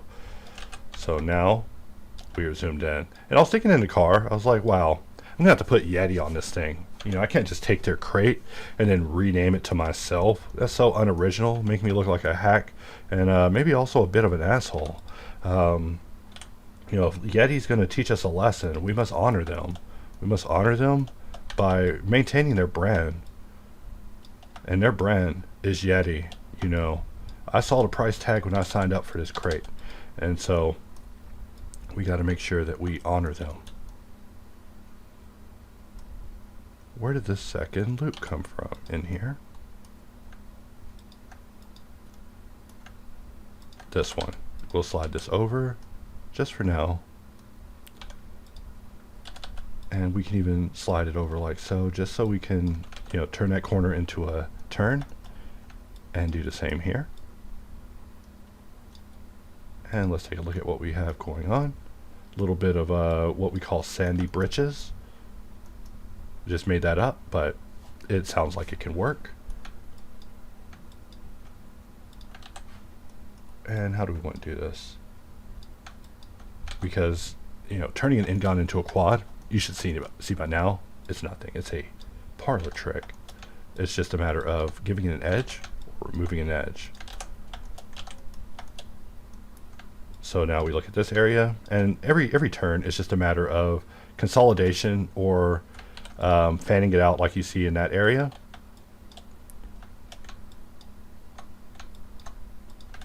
And something like that. And we just want to make sure that we have all of these areas protected, because one of the things I hate the most about subdivision conversion is when you convert it into sub D and then you realize your conversion was not very good. Like, it wasn't a very good conversion.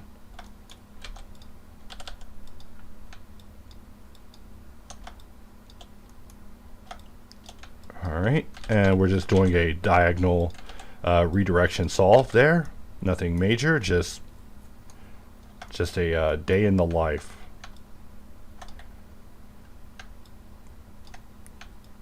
And we're just dissolving, and continuing on, looking at this area. And this whole loop can go. It's not needed.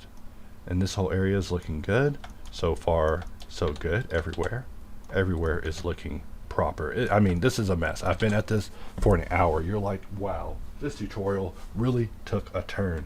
But this is what I was prepared for. I'm now preparing to do videos that are of a more grueling nature, because there's a misconception about modeling that, you know, it's very easy, that you can just get in here and just cut and leave booleans and give that to your client, and they'll accept that happily. And I'm just here to let you know that stop doing that. And if you are doing that, do not tell them I sent you. All right, I did not send you. I'll send you to hell. Do not send clients bad meshes. But who am I to tell you that? But really, let's not normalize that in our shrinking field. And we have a Q bevel here. We don't need a Q bevel.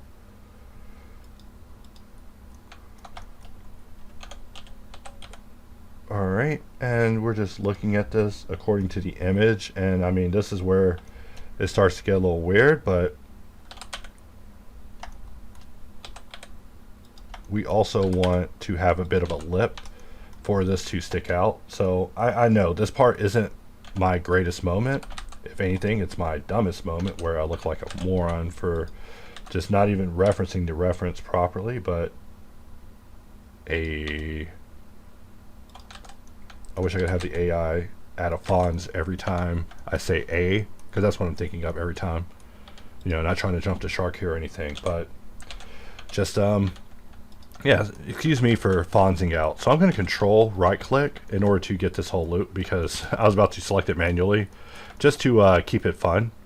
But from here, let us just perform an offset loop like so. And we will extrude this upwards so we get something like so. And now we have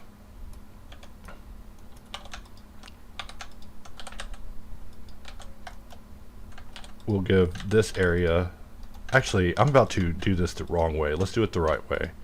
I would like to reinforce all of these areas casually and not discuss them anymore. Just kidding. But just like that, they are now reinforced and we are good to go. So now we are really getting to the end point, the end game of this. I know you're like, well, does this end? Well, if you do what I just did, let's see if I can undo all the way.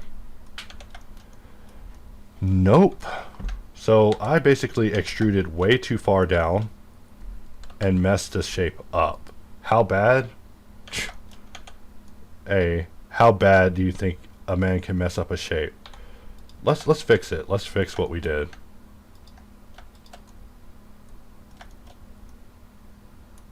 Alright, we'll just easy bring it all the way here.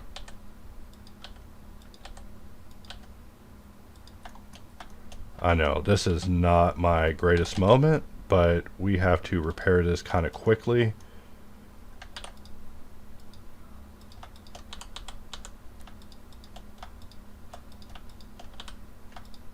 Let's try.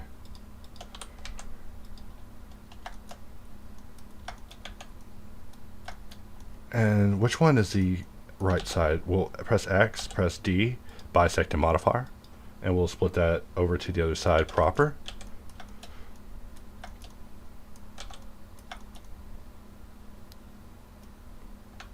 Alright, and let's reduce these again. Get rid of that loop. And how are we going to rebuild what is being destroyed here? Well, first we'll bring that part in. Alright.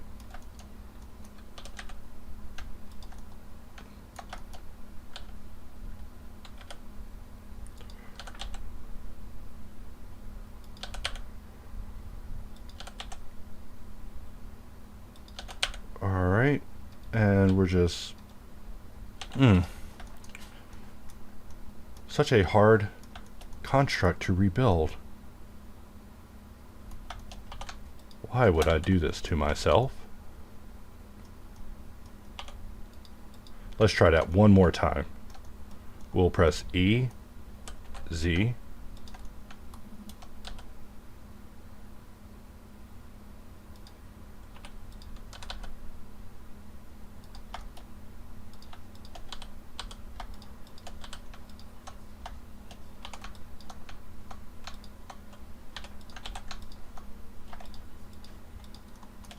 Alright, and from here we will just fill that in.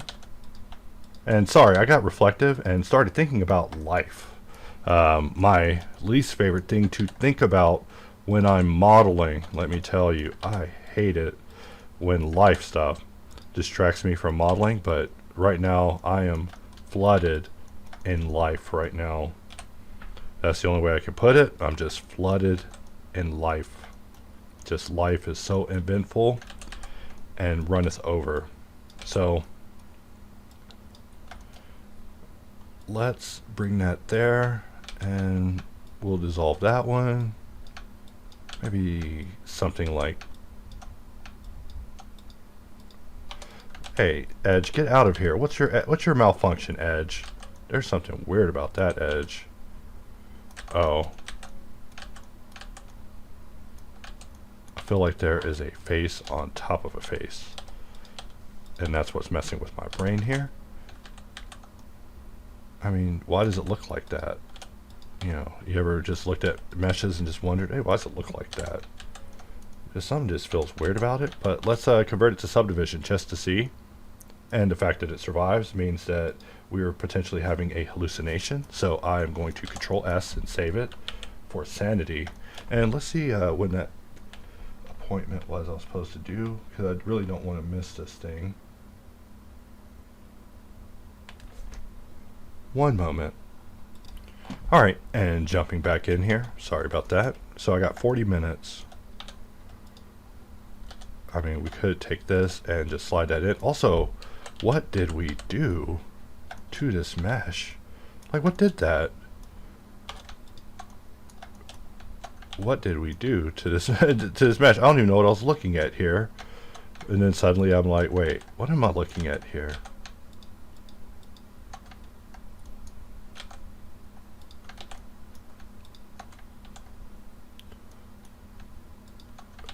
Wow.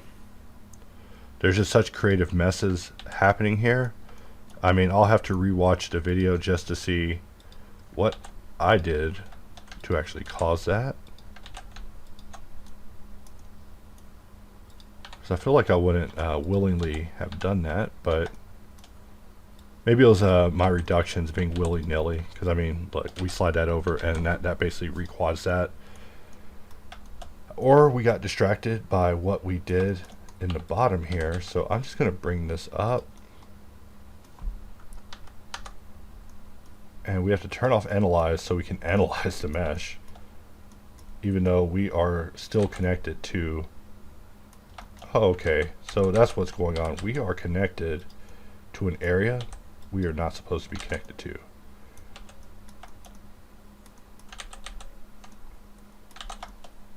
All right.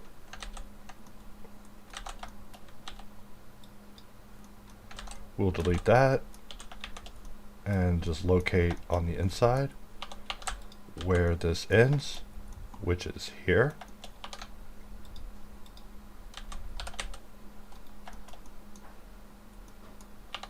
Alright, we'll delete that face too. And we're just demonstrating what happens if you go down too deep and join with an area you're not supposed to, because that was what I did. A cautionary tale. Easy.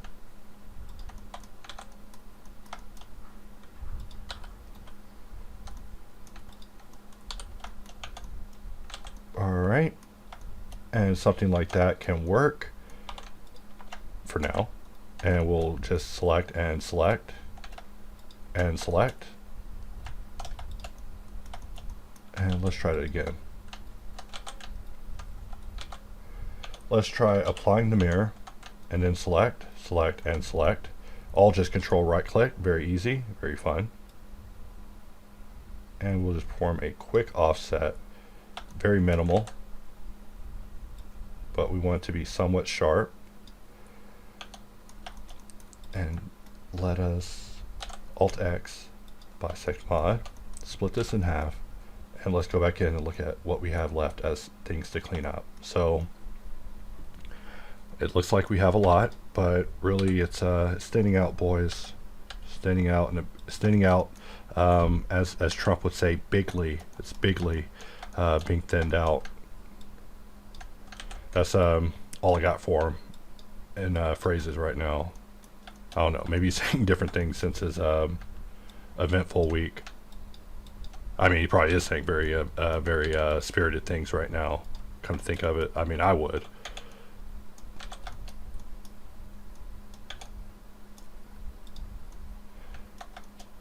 All right, and so from here, what we'll do is make this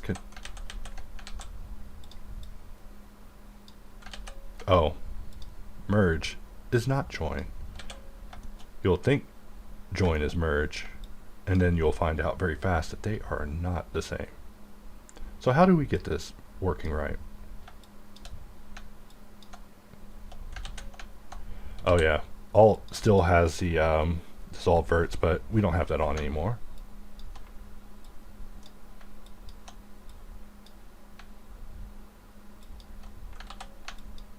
Alright, and so now we have these two tries right next to each other.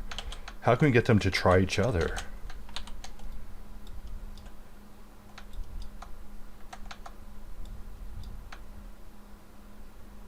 And which one do we want to get rid of?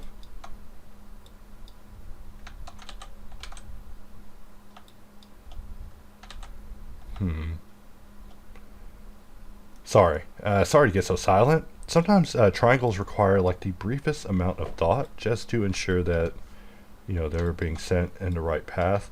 For example, you see me kind of just doing a double triangle walk. Every triangle walk teaches me how triangle walking can be a thing. You know, right now it is a just a dream inside the mind of a madman, but one day it will be a tool in the hands of you madmen.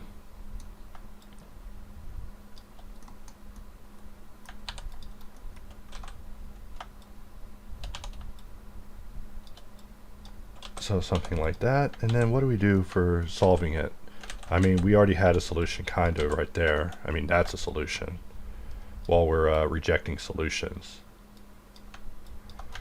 And that is another solution.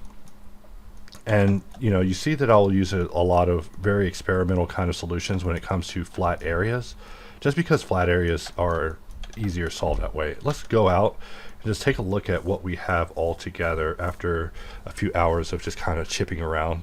I want to really have fun with the conversion process of this, so let's continue.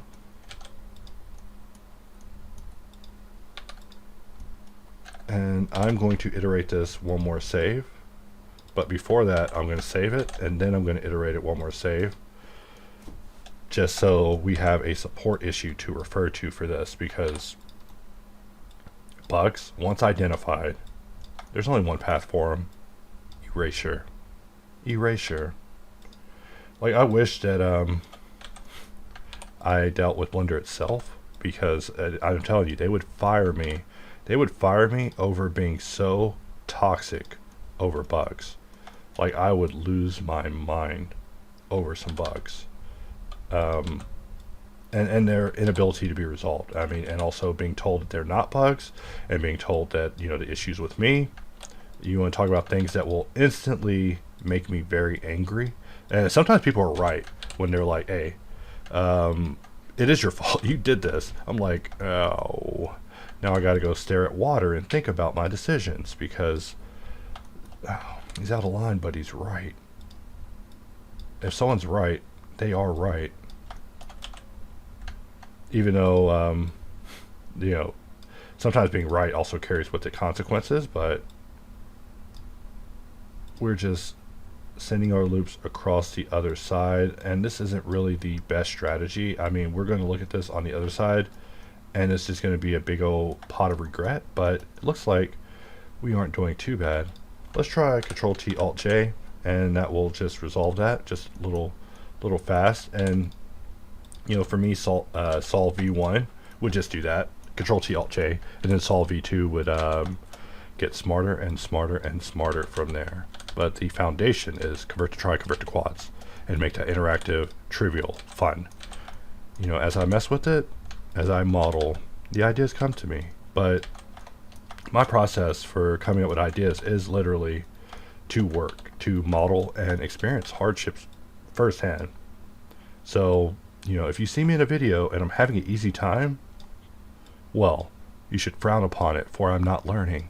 And if I'm not learning, then you're not learning. And how am I going to teach you anything if I'm not go through hard times, man? I got to figure it out. I got to figure out how to get past these problems that we're talking with, because for one, it I love it. It adds to my self-esteem.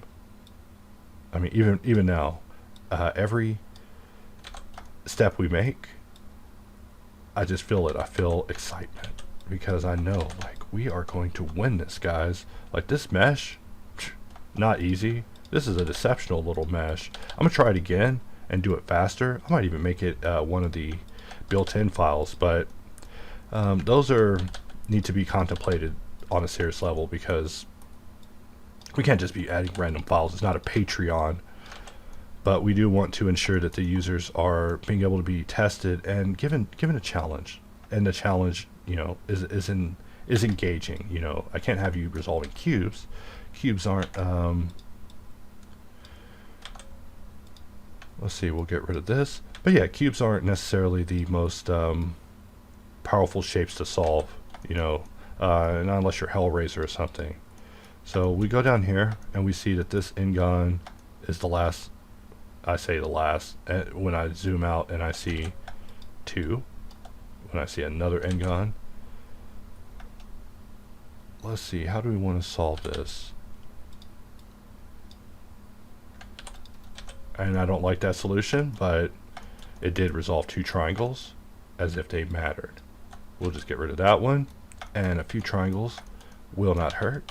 In fact, once we convert it over into a solid shape and add subdivision, we see that our work is paying off on this. In fact, we did model the box.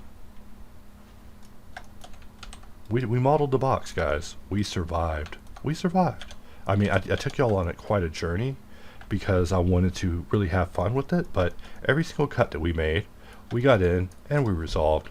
So now, with that confidence and with that fact set, let us go in and make sure. So I'm just looking at this bevel. Who's beveling? Okay, I'm beveling over here. We want to apply that. That bevel's as real as it needs to get. Also want to force a loop across. I haven't used hard loop today. Let us use hard loop. And I haven't used hard loop twice today. And if I haven't used hard loop twice today, I haven't used hard loop 3 times today. If I haven't used hard loop 3 times today, I've used it 4 times today. Just kidding. But however many times you use hard loop, get in there and use it. So let us put a loop here, put a loop here, and of course these very hard loops ensures that you will meet me on the other side. Like I was about to make a Paul Walker reference, but I'm not trying to be morbid about a actual tragic situation. So we will get back to work, skipping the what is the right word for that? There we go. The word was moribund. I just wanted to make sure. Alright. I'm just removing or dissolving things because circumnavigating the form, I've never been a fan of it. Never. I don't like it. I think that we can do so much more in localized areas, and subdivision is always so cruel anyway, so having it just have a blank check to do whatever it wants to the model is just, I've never liked that. And you know, my computer isn't the fastest. I wish it was though. Like, I need to find out why my computer isn't the fastest and make it that, because, well, I know why it's not, because it's like 10 years old. I love my computer, so I can't replace it, but I need to replace it because it's 10 years old. Or however, I'm using the PC I built after, or I had built after AMD gave me a smarting with their computer. So from here, we are now just jumping around junction cleaning. Our goal is first to prepare our junctions for merger. But probably before that, let's Control T, Alt J, and then let us reinforce our junction areas, just so we have something strong happening. And I was about to reinforce this area, but I've been so reinforcey lately. We're going to calm down with that. And let's get in here.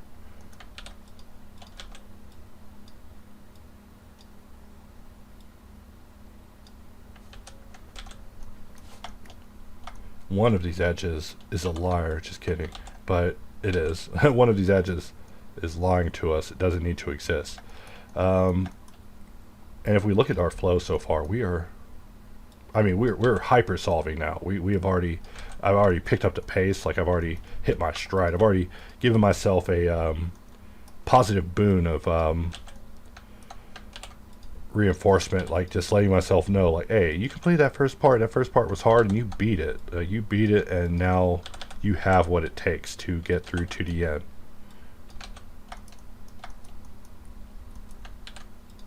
And let us make this connection, and that area is that. Let's look at the clock. 5:13. Let me know when it's 5:30. What do you want to be reminded about? To go to the movies. Okay. Alright, and let's hope that I don't get Martha and Bruce Wayne.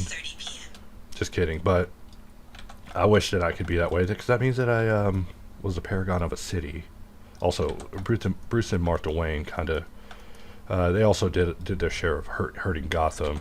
You know, there's been all these storylines where basically Batman's parents were all sorts of things. I think my favorite one is where Martha was a mental patient and Bruce's dad was a doctor, and he ended up becoming the Joker. I mean, in case you can't tell, I'm a pretty big comic nerd. I mean, I say nerd because, I mean in the not cool way. Most people be hating on comics, especially when I start talking about them. I'm like, dude, these comics, they're like, oh, dude, shut up. So something like this. Now we are cooking. And how do we clean this area? Something like that. And let's put this song in the right playlist and continue. Anytime I'm working, I'm always rating music. I am rating music 24 hours a day. But right now I'm rating AI music.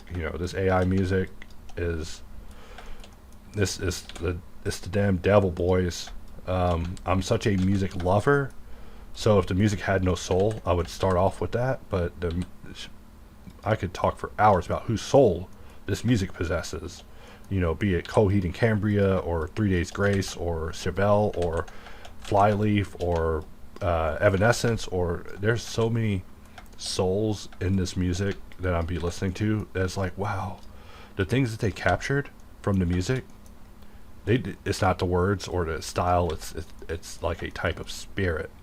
And as a result, they will never be sued in court for it, because no one will ever be able to explain what music is actually doing on the AI level. People will either hear it and be like, okay, I'm over its novelty immediately, which is most of the Discord. But for me, I'm just scared. I listen to it, I'm just like, wow, AI did this. Because you might be thinking, oh, MX, you should just go back and listen to real music. Stop listening to AI garbage. But look, I have had my 10,000th band get accused of grooming. And as a result, it makes for very weird car rides with people. Like, I think I mentioned it before that, sometimes I'll be with someone in the car and they'll say, hey, what's up with that band so-and-so? And I'm like, yeah, I still got them, but they kind of got canceled. And that's the worst part, is I still got them. Because, I mean, who knows? Maybe they might apologize. Maybe they'll apologize or go through, like, deviant therapy or something, and, they're no longer that way.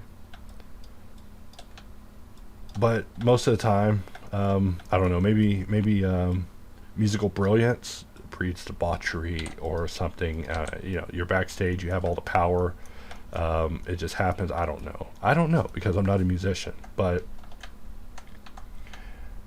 I'm just looking at this, thinking, sorry, I got distracted.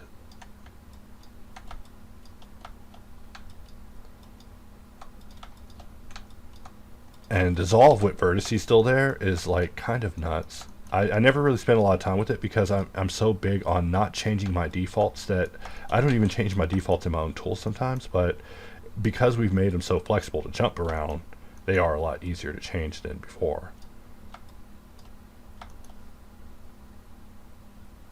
And for this one, we want to just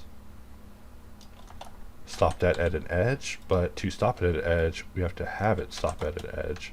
See, sometimes you want join to stop at an edge, and this is why I want control to basically do that inside the tool. Like if you press control, I feel that should be a panic gesture, that while you're inside of join, if you panic and you press control because you're like, oh snap, I meant to have control, that you should have edge be in there, because what are you going to do, stop it and do it again? These are the inefficiencies that I'm trying to resolve.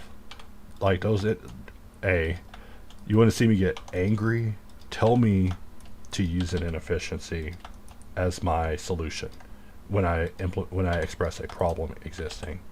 I will lose it. Like, I will lose it, because that is just never good.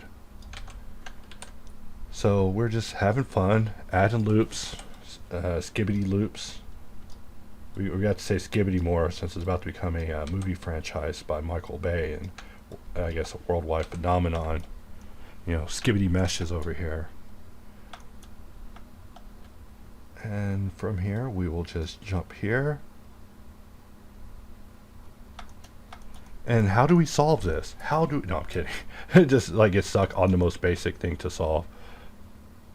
I mean, what if we want to solve that? We're just seeing what loops we could hit it with, because one loop will fix a try. But do we want to fix a terminator?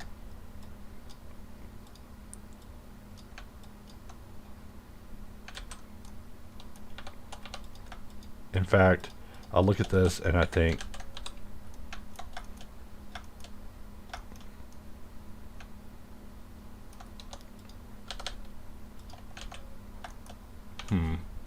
1, 2, 3, 4.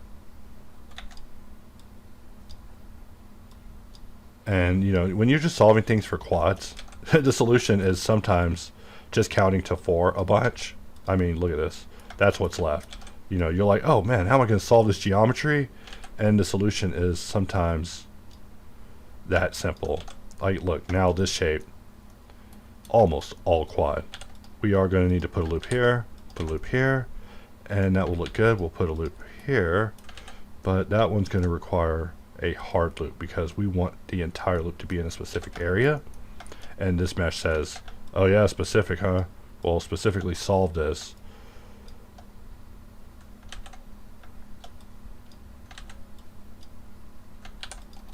And that isn't my favorite solution, but it is my favorite as far as speed is concerned because we solved it immediately. We jump it up to a few levels of subd and we see that, you know, there is some reinforcement that is able to be done to basically reinforce this area. So let's try that. Subdivide. We'll put a loop here, put a loop here, and let's enable analyze. And you're thinking, wow, how is he going to solve that? Well, I was about to make a song reference, but you wouldn't get it if you didn't hear the song. But if you come here, I'll solve you too. Just like that. Just like that. Which, as I say that over and over, sounds more like a threat, but totally not a threat. These are musical references where basically people say to each other, I will solve you, anime style, because it's funny and dramatic. Let's see, we want a hard loop, able to survive. And I was about to not turn back on polygon view.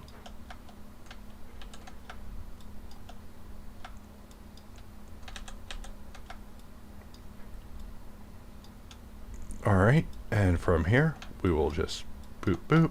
And so how do we solve this? Well, it's always a reduction first, and then a simplification. And now we are at least looking at something that is holding up subdivision better. It'd be too bad for us to go through all this work of building it up just for us to not have a good subdivision result. So now I am very impressed with this shape. I mean, this shape is looking great. We created a subdivision capable version of this box, which to me is a little bit more than just making it out of booleans. Booleans are great. I love booleans, but they are, to me, a creation medium. You could also argue that they're a concept medium or the final medium, but you won't be able to argue that with me. They are a concept medium used as a means to an end. Not the thing. It's a means to an end.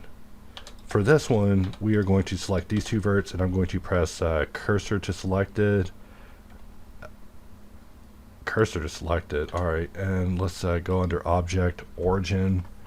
And origin, I've been standing up this entire time, and we want to say origin to 3D cursor, and let's bisect that over to the other side.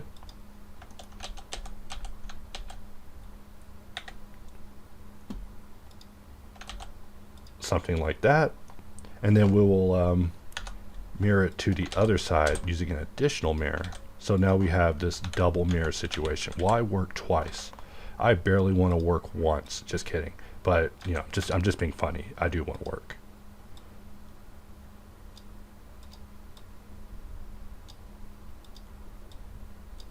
Something like that. And we're just really just sectioning off and just quarantining everything because, you know, I don't even need ngons to be displayed to know what I'm looking at. I'm just looking at it. I just have the eyes. I'm like Superman, except my powers are all useless. They're all stuff related to Blender and modeling. So basically, if Lex Luthor came up to me in his big green stupid suit that he always wears in the video games, he'd be able to have his way with me. The best I'd be able to do is model him a better one.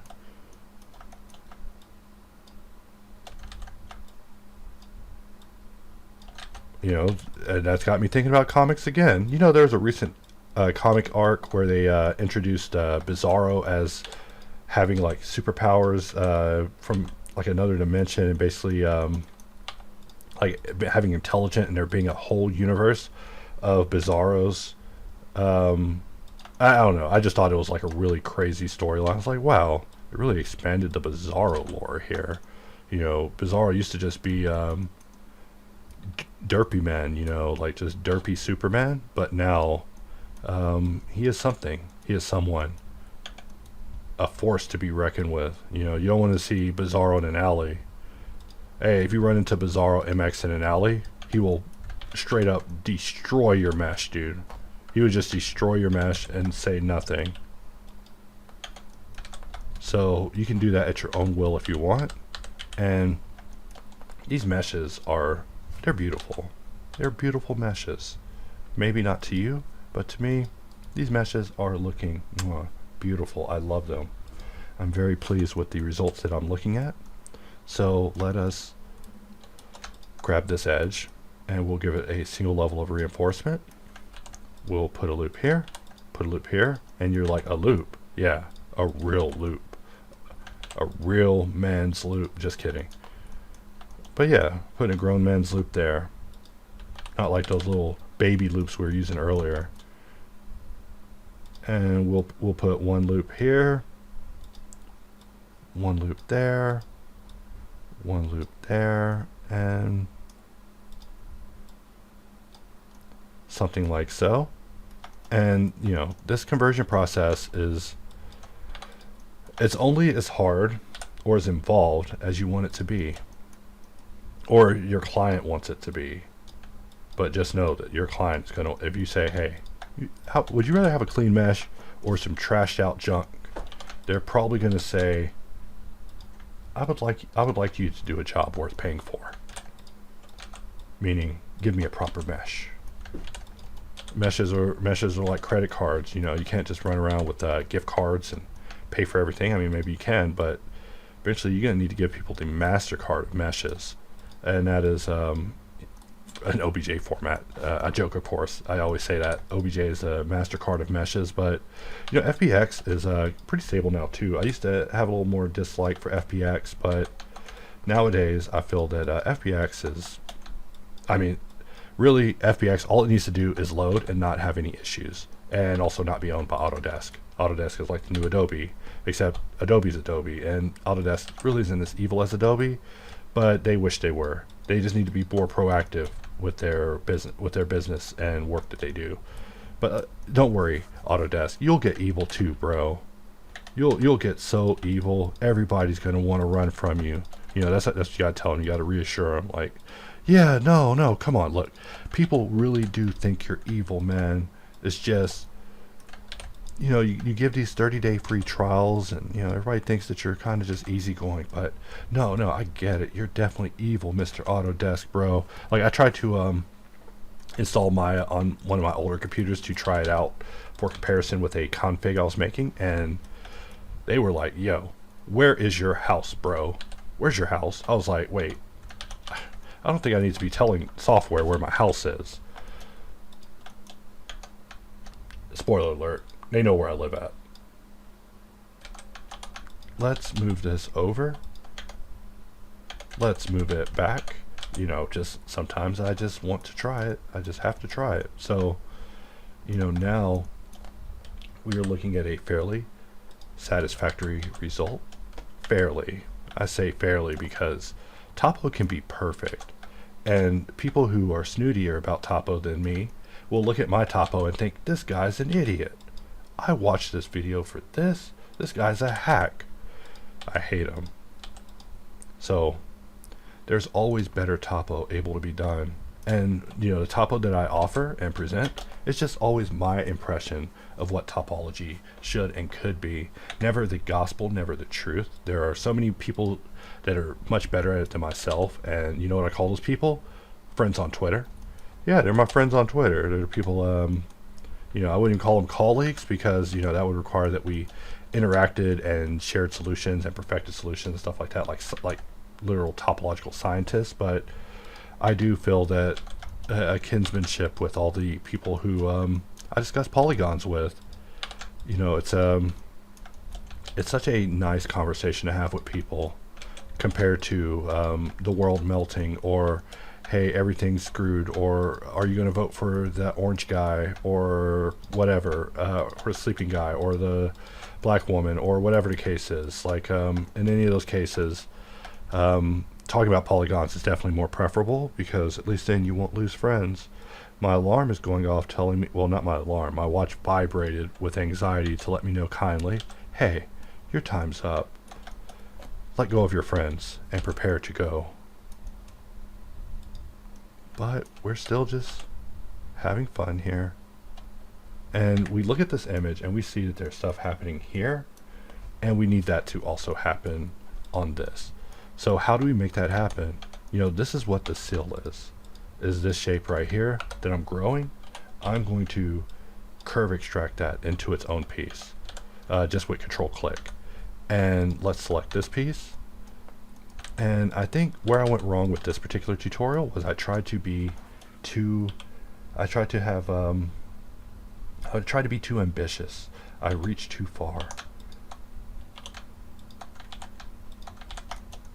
But that's fine. I will always reach far and hard. Reach far and hard. Dang. These innuendos. Sorry guys. I'm not that way. I'm barely anyway. I barely have a personality, let alone seriously, I'm with my current girlfriend because she is the most understanding of my lack of humanity. Like, I'm like literally a guy pretending to be a human. Let's try that again.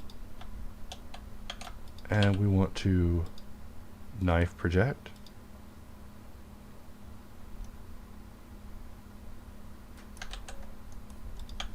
Alright, and let's try only having the bottom available.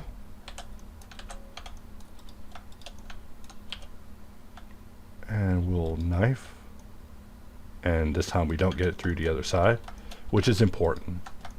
It's so important that I went for it like you saw. In fact, this area we just cut in, what is it equal to us? Well, as you see, nothing good. But is it that bad? Is it so bad? Really? I don't know. I just get lost in thought with these things. Like, to me, it's no different than playing a game of Tetris. I'm always thinking about Tetris. Like, everything's like Tetris too. It's like, oh, this is kind of like Tetris. It's like, wait, eating fish sticks? It's like, yeah, eating fish sticks is kind of like Tetris. It's like, how? That's a follow-up question. You know, I hate follow-up questions. It's just another joke from IRL. Sometimes someone will ask a question and I'll say, no follow-up questions, you know, as a joke, because it's funny. It's funny to say no follow-up questions to a follow-up question. I mean, they do it in the media all the time. Why can't I do it in real life? Be like, sorry, no follow-up questions, no follow-up questions. So, you know, if you ask, no follow-up questions, no follow-up questions. I'm being facetious, of course. Due to being a servant of the customer, there's always a follow-up question, and I always have to try to answer any questions, even questions I don't like. Let's press K, as long as that is leading towards a intended result. If my time's being wasted, then yeah, obviously that conversation is going to be very short. Alright, and we're just dissolving things. You know, I see that we still have dissolve verts off, so we need to just stop that. We just need to stop that altogether, or else we're going to be doing additional gestures that aren't needed. And all we're trying to do is just make this loop flow by giving it room to flow.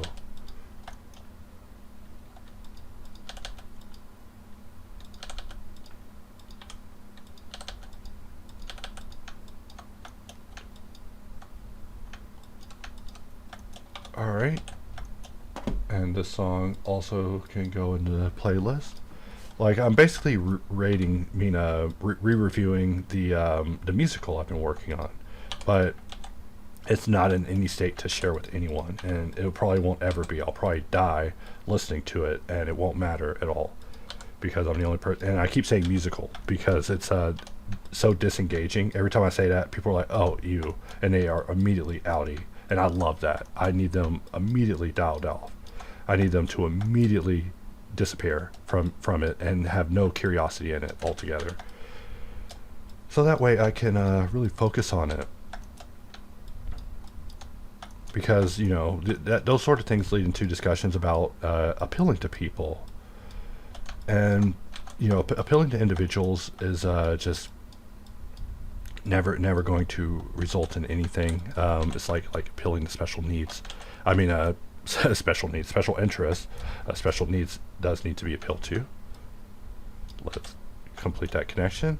And we have just a couple of cute little triangles here. You're like, wait, triangles aren't cute? Get them the hell out of here, bro. Okay, fine. Get rid of a few of these little triangles. Voila. Alright, we'll just leave one triangle. How you like that? And this is all just for us to add in this loop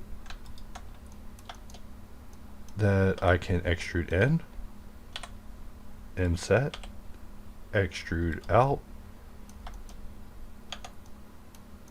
and we get something like that. So let's inset, and my time is literally running out. Like, I have to go.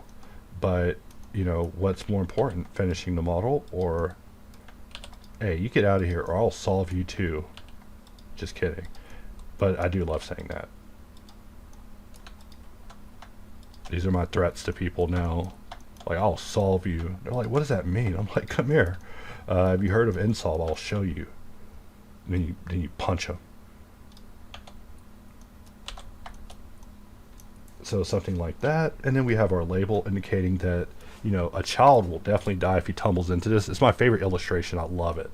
Because, you know, so many kids out there are survivors. You know, like, I don't know anyone whose kid has tumbled into a bucket. So I'm thinking that the imagery on it is quite effective. You know, I don't want anyone to lose their children to buckets, but I remember when I first saw it, I used to think it was a fun concept. I mean, I'm morbid, keep in mind. I'm morbid, I'm like always connected to death. So hearing the idea of people tumbling into buckets for their demise without a way to get out, fun here for adults to imagine, like a Darwin Award sort of thing. Of course, children are, you know, new to the world, so they don't deserve to be killed in buckets. But, you know, if an adult falls in a bucket, I'm not saying he deserves it, but a little bit more understandable. So now I can say, hey guys, I have to go and watch a movie. I thank you all for watching, and I will be back to at least do some rendering of this, and probably to attach the latches to it, because I think the latch is attached to the upper part.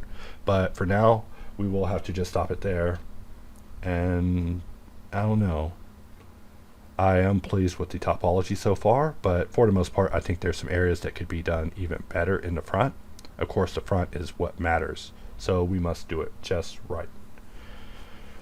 But I will pause for now, and I'll see you guys next time. Next time. Dragon Ball Z. No, I'm playing. Alright, I'm being a weirdo. I'm going to get out of here, and I'll see you guys in the next video. Also, I can't believe I extruded all the way through the top and cut through the bottom in a way that was like painful to this part, because that's so dumb. And I literally did that, and it's terrible. And also, I'll brand it. I'll brand their box because it's their box and it deserves to be branded, because they designed, made, and paid for this box. And they didn't sponsor this video, but shout out to Yeti for making such a very fine, overpriced cooler. With that, I will see you guys in the next. So I make a bunch of jokes about being a hack and hacking my way through topology, but on a serious note, I do have some rather hacky topology that I feel is kind of conceptual. So let us attempt to improve it, and that will at least let me look at this video with pride for the topology I'm seeing just not being grid enough. Just makes me long for more. So let us clean this up and give it one more try. We look at the back. The back's almost fine. And by almost fine, I mean we just need to bring it back over where we need it. Something like that. And that looks good.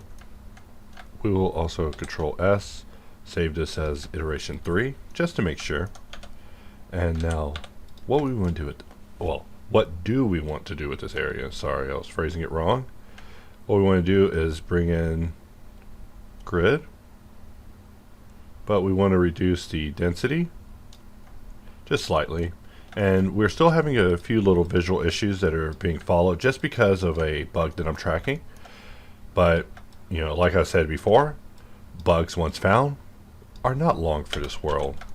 So I'm hoping that users understand that my goal is to analyze, understand, and eradicate bugs completely, never to obfuscate them or hide them from existing.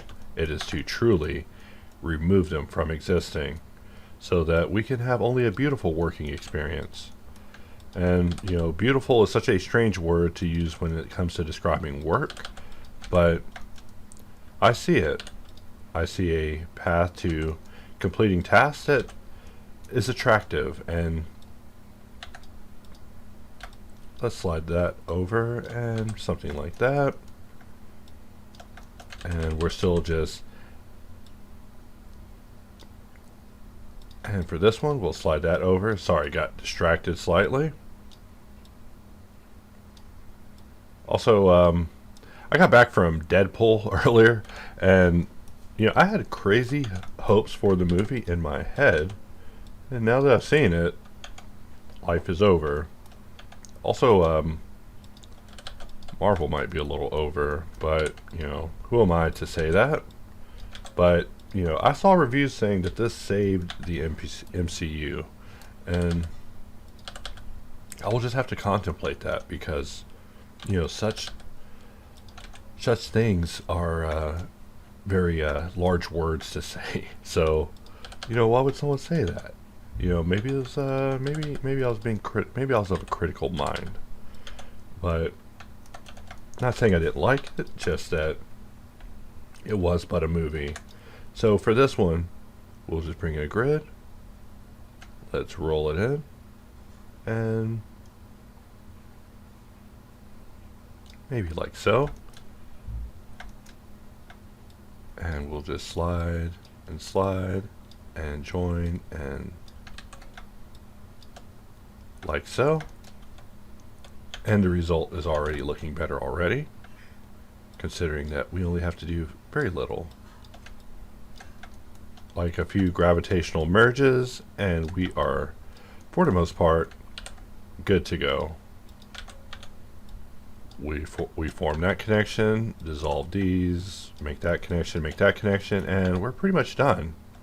If we wanted to, we could also do some additional smoothing, just going in a little bit of inflow, but let's save that.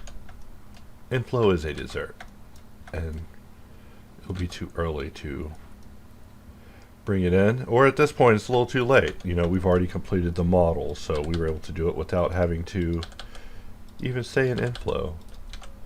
And that's the purpose of nsolve. Nsolve is to solve. So I think it has gone through and helped us with solving this very beautifully. In fact, that topology looks a lot better. Now we look at this area.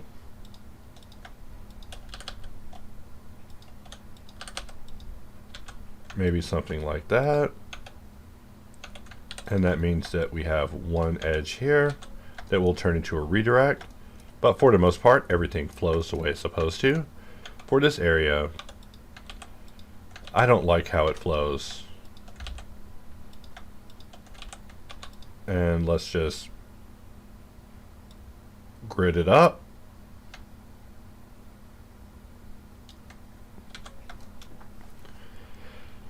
All right.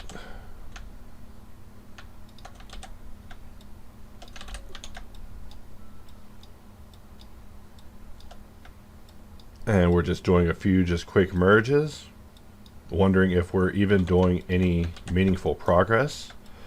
But we'll know at the end, won't we? Also, I say these rhetorical questions just to query the audience, not so much to make you lose hope in the work that you're doing. because obviously we are making progress. Every change we make, that is a very interesting maneuver right there. Let me capture a screenshot of that, because only perfection is acceptable. Alright, let's take a look at this one more time, because I don't like that solution. I want something a little more powerful there. So we'll slide that over, we'll slide this over, and we'll give it, you know, just 2 loops. Really just trying to think about how much geometry we want to give this to really have this area be somewhat equalized, but maybe not too much. Something like that.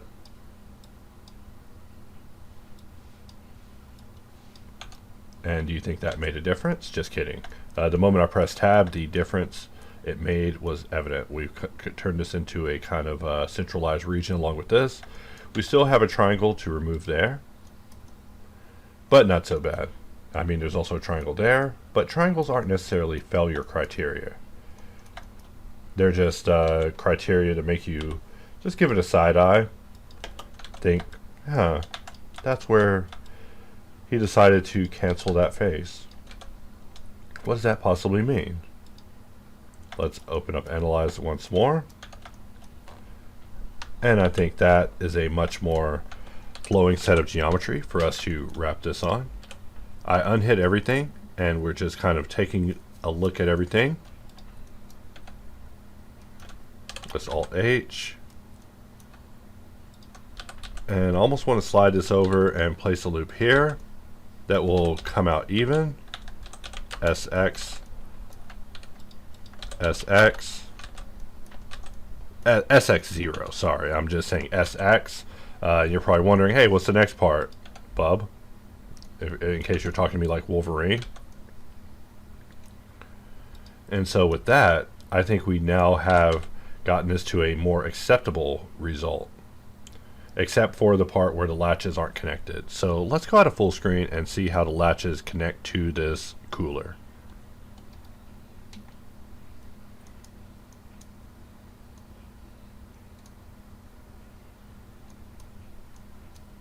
Okay, this is what, so what I'm looking at here is actually how this piece connects. So we can take these and actually connect them like so. So whenever we rotate, it comes up like this. And then we can take this, Alt-P, clear to transformation, and clear to parenting. So that way, whenever it rotates up, it's like so. Which means that now we can inspect the connection that is happening with this back part and see how it's working. So we change the images to black in this particular layout. We could jump over to the next layout, and we're back in orange. Orange is good graces, where we also see the details of the latch. In fact, what this is telling us is that this area with the latches could have gone back even more, but we just don't have that luxury at this time. So let us tab into edit mode, and basically we want a loop that goes all the way through. What I'm going to do is use blue box and locally cut an area into here.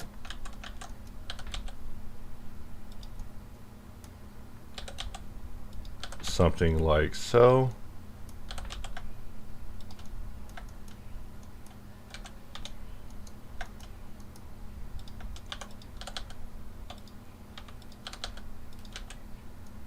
All right, and let's just grab these elements and we will just extrude them out. And I'm just kind of looking at this, and it looks like it's like got a little hang to it, meaning that, you know, there's a loop here. This piece might not even be present. I mean, I'm just guessing, you know. I'm sure a Yeti master will tell me, hey, you done failed this box, bro. And that's fine. For it is just a learning experience, isn't it? What we fell on today, we will surely improve on tomorrow. I mean, I'm not going to do the same crate tomorrow. Do a different crate, but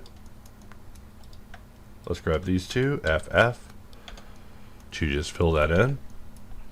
And now we want to have this fit proper. So something like that to start. And then, of course, one good turn deserves another. So let's just collapse everything at a point.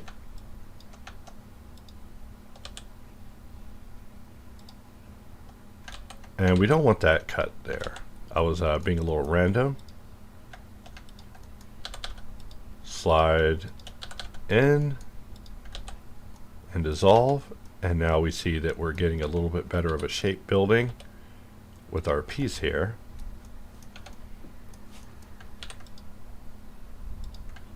And we'll bring this piece in as well.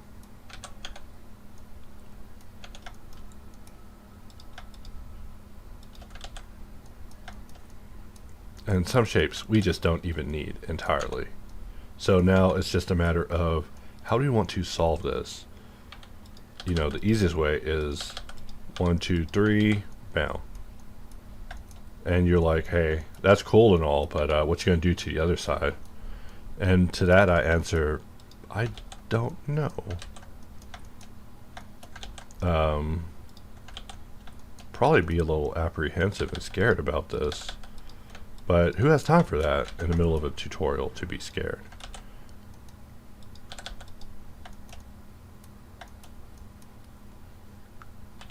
So we'll just cut a knife loop here.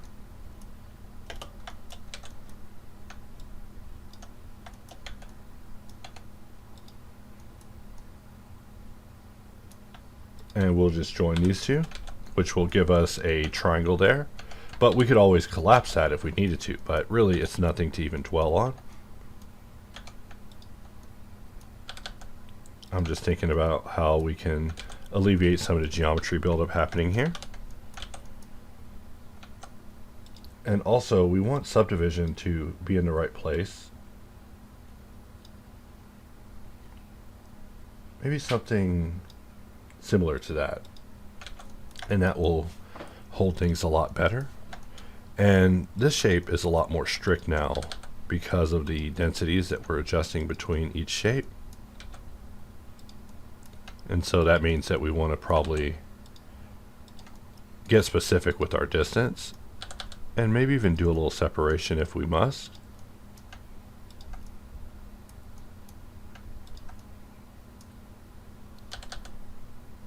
So maybe something like that will do.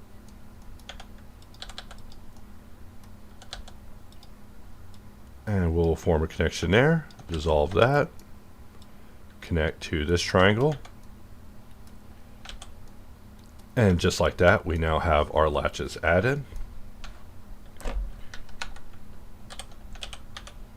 So now we can actually take a look at this. Let's make sure that there's not a little piece in there anymore because we've now built that into it.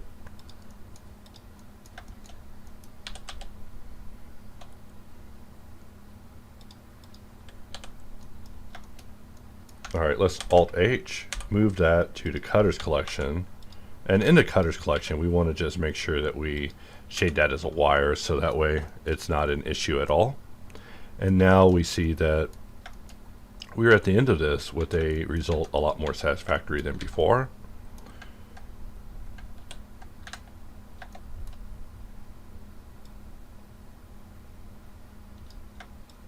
So we're just turning it into a redirect to offset where the triangle is, to turn that into an in-gone junction. And just allow our topology to be controlled there a lot better. And so now we see that we are having a lot of convergences happening up in this particular area. But that is a talk for a closed Yeti box. And when the Yeti box is closed, that means that problem is not a problem anymore. So let's mirror this to the other side. And let's ensure that it is placed in the right place in the modifier stack. And with 15 minutes, we have finished up our model. So now we are done. So I'm pleased. I'm pleased with the model, but you know, I'm always looking at the time and thinking, man, that time could always be improved. So for now, what we'll do is deselect everything, press Q, add a camera. And with our camera, we just want to select the empty. And we want to delete the second item here. So we'll delete the hierarchy of that.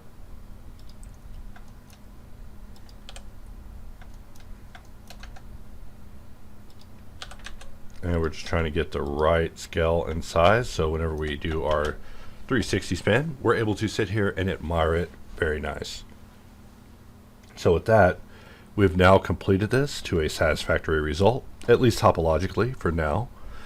So really just a very small modeling slash topo correction of a Yeti box, but we can just stop there for now. But really we can keep going too, because the label is another area that we want to add in, and we probably also even want to have the text underneath.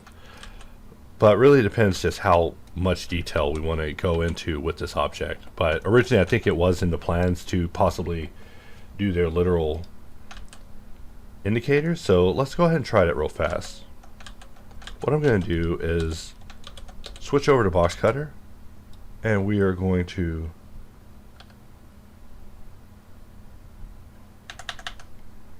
let's undo that, because we rearranged our modifier order and I didn't want to do that.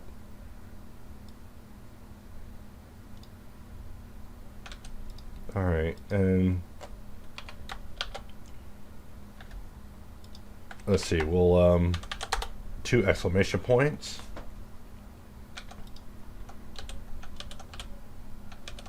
And let's see, for Boxcutter, what we want to do is be in blue box, so that way we're not even having to deal with the state changes of the mesh to even have to deal with smoothing.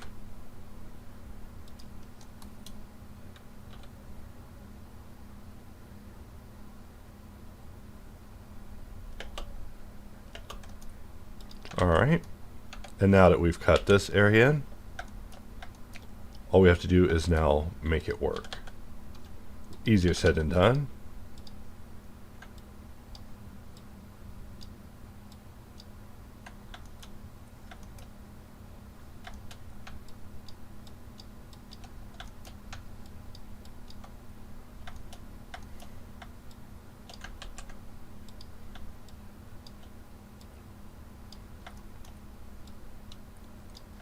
All right, and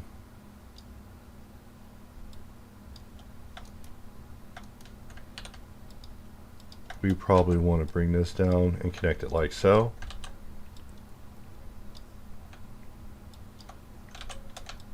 Maybe something like that. And let's shift tilde just so we can bevel the edge. We'll extrude it inwards. Reinforce this area along with the other area as well.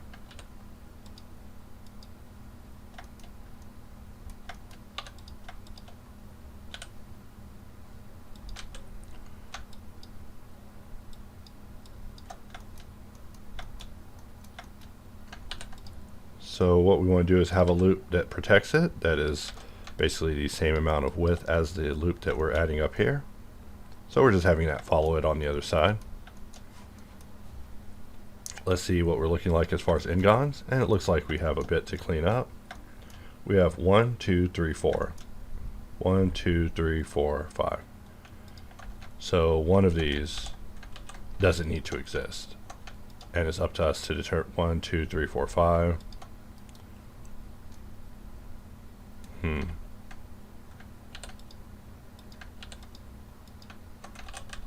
I don't know what I was about to do there.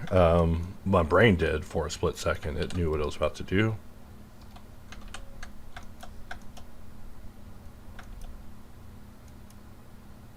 One, two, three, four. I guess 5. 1, 2, 3, 4, 5. All right.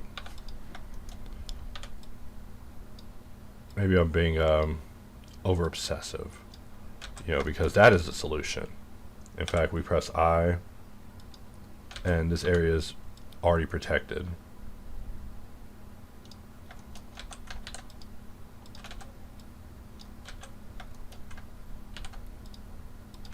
And we'll make a connection here. And we'll make a connection there. And so solving this is just a matter of 1, 2, 3, 4, 1, 2, 3, 4, and done.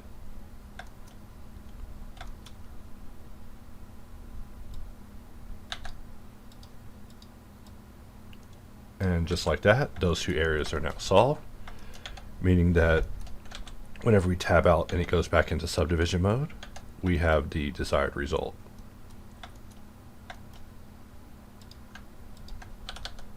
And let's try bringing it in like so, just on an exact level, just to see if we can improve the way it looks.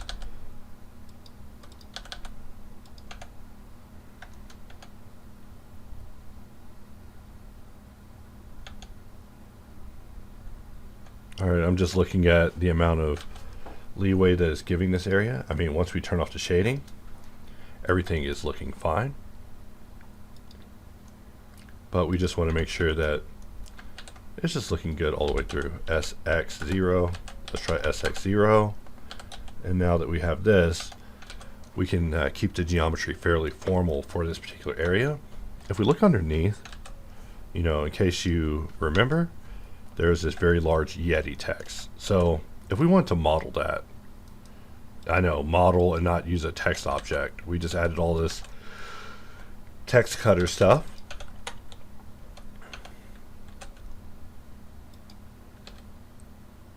And let's scale this out like so.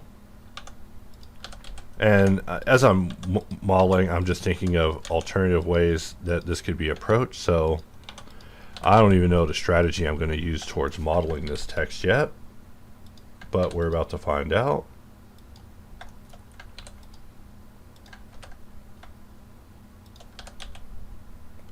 Something like that. And then for this last one, we'll put a space in there.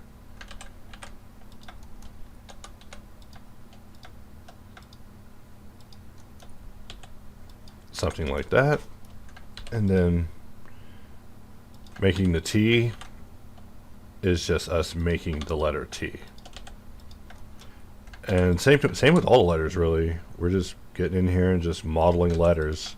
Not my plan for today, but not a bad way to spend the end of it. Let me tell you, there are worse outcomes than having to trace some letters. 1, 2, 3, 4, 5.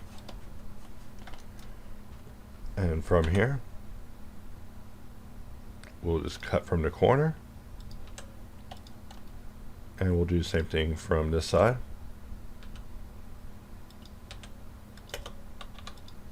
And now we can just get rid of these. Let's do the same thing here. And watch me have failed on the modeling of this and it not even look organic in the grand scheme of things, but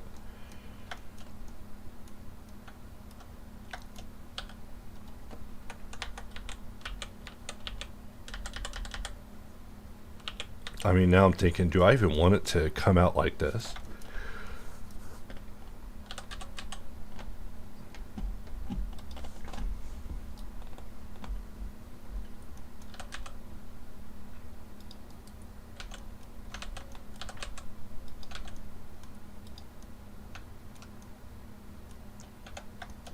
Alright, and we'll press I. We'll press I again. And we'll cancel that because we need to apply the scale before we press I. And we also want to press B so we're not compressed to the boundaries. And now with that we can bring it down.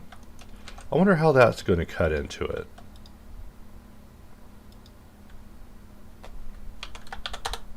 Alright, now I wonder how it's going to cut into it. So we press Q, we choose difference.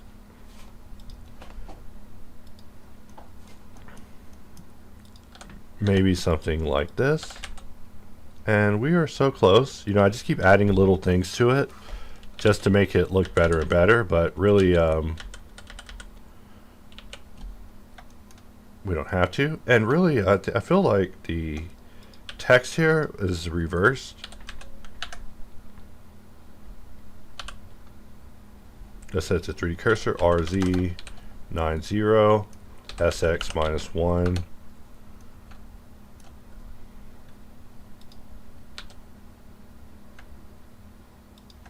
SX -1, and we're just trying to make it match up to where we're placing the text, because solving each letter into this is going to be some work. But how much work? We don't know. So let us go here and first of all apply to boolean. And also think about if we want to do this with the mirror modifier still active, because that's the other thing. We'll have to get in and apply the mirror modifier in order to get this cut to apply to the other side. And really we probably should just do it, right? Like, what am I complaining about?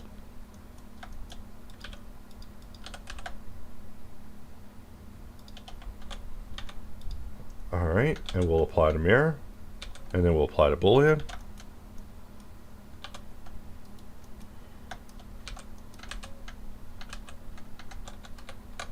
Let's jump over to face mode.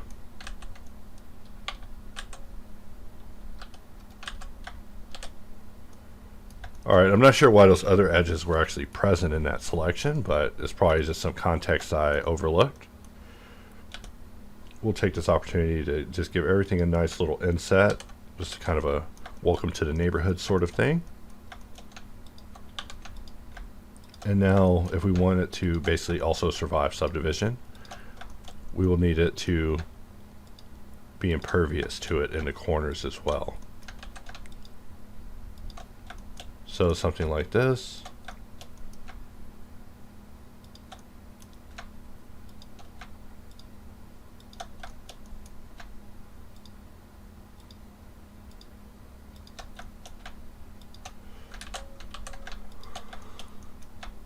Alright, and we're still just grabbing edges.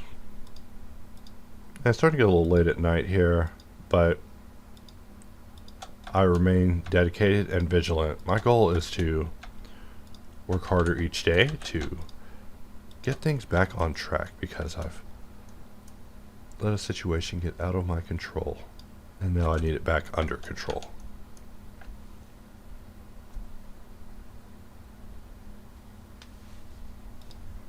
Alright, so we're back to this, just responding to a YouTube comment. You know, every now and then I get a comment that is positive and motivational, and let me tell you, it is helpful. Sometimes I get so caught up in the day-to-day minutia that I forget about the accomplishments of the tool and how great it can be just to work. It is great just to work. I'm never not saying that. And from here we want to connect this to edge, and for this one we want to basically offset it and then connect it to edge, but to connect it to edge we'll need to zoom in for that. And you know, solving just the letter E can be a thing. Just that. You know, what are we doing? What are we doing with our lives here, guys? Just kidding. I shouldn't ask that when we're doing poly solving, because, you know, you might literally ask yourself that and then, you know, realize that you would rather be doing anything. Like drinking water, you know, drinking water is important. And I wonder if we could make this work. I mean, of course we can make it work, right? It has no choice but to work. There is no failure. The video can't even end if it's a failure. I would just basically be making a tutorial eternally. The eternal tutorial. If it didn't shape up, yeah, I would die at this tutorial. So obviously I want to go to bed. I mean, not right now, you know, I'm not like, I need a blankie and a bed, but, and that's sort of, not that level yet, but, you know, I'm definitely not trying to spend all night. In fact, I was supposed to actually be spending time with my gal, but I'm terrible.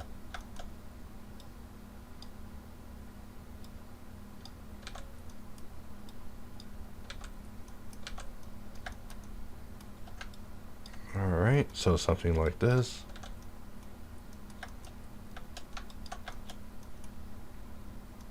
And I'm just looking at this thinking, God, what did I do to this mesh to create that situation? I'm going to pretend that that did not happen. Same with that, I'm going to pretend that did not happen.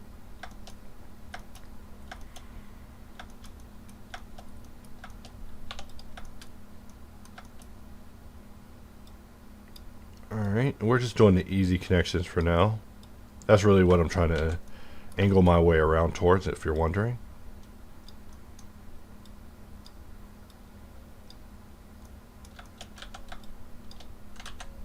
Alright.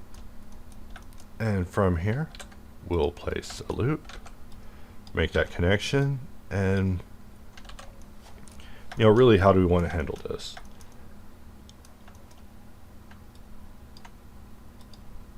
Alright.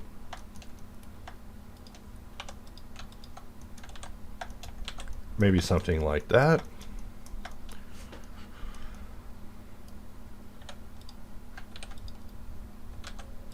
And if we give that a loop in the middle and connect it like so, we will get that to a satisfactory area.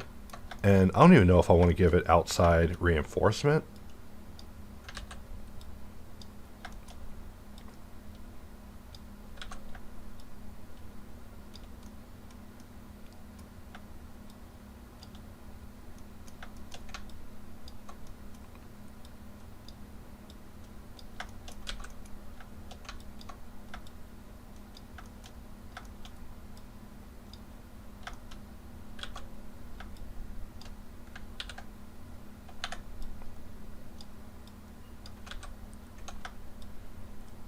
Alright, and we're just really just taking in what we have here. You know, here we are dancing the triangle around. Not even needed. In fact, with all these ending at 3, that means they can be solved fairly simply. And by fairly simple, I mean that's a very simple solution to me. That is a not very simple solution. Let's turn it on again.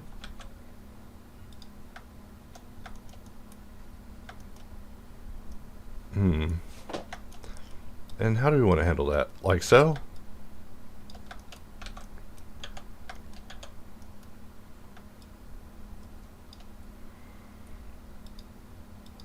And is it so bad?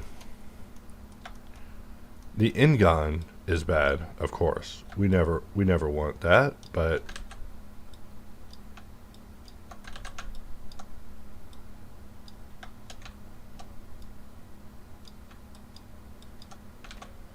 so something like that. I mean, we're just being experimental with our setup.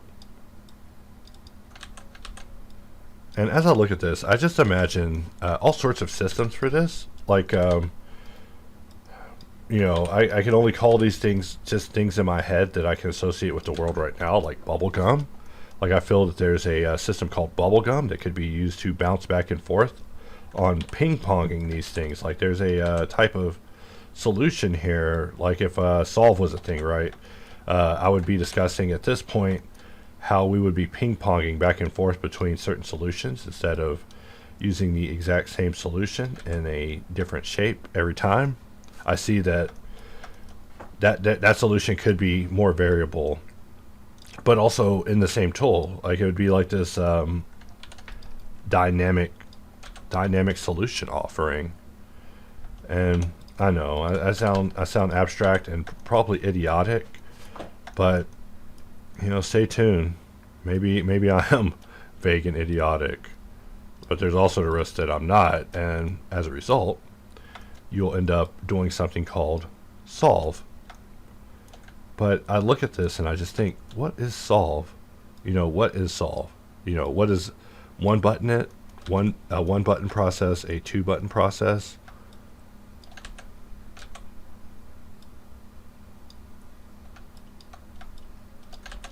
Let's move that where we have it. We'll get rid of that one. And usually with triangles, there's never a reason to have two triangles, but sometimes you can live with one, but you definitely never need two.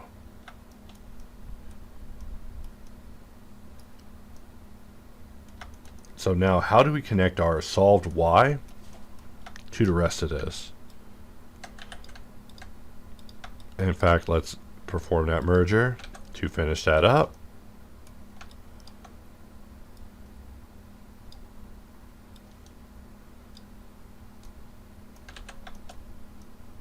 Alright. And that's not the worst.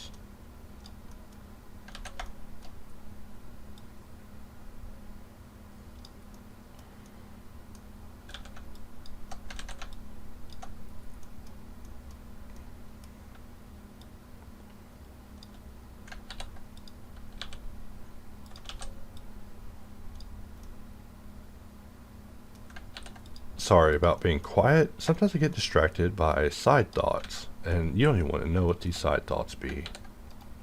They're almost never positive. Not because I'm not a positive person, but I'm always processing negative things that kind of just float in my head residually over and over. Just millions of things, just 100 flashpoint events I'm just thinking about, and just wondering if I could have expressed things more clearly, or avoided certain complications, or mitigated certain failures. I mean, like I always say, I take failure very hard, and I think that's I'm hoping that comes across as a sign that I do take my add-on job very seriously.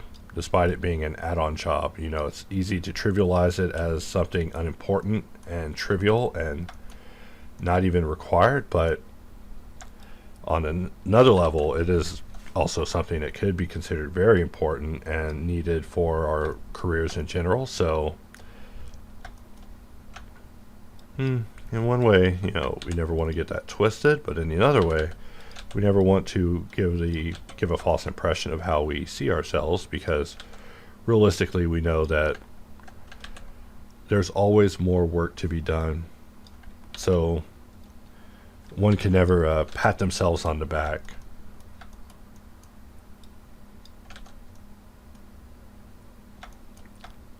And we'll slide this edge over and slide the other vert over too.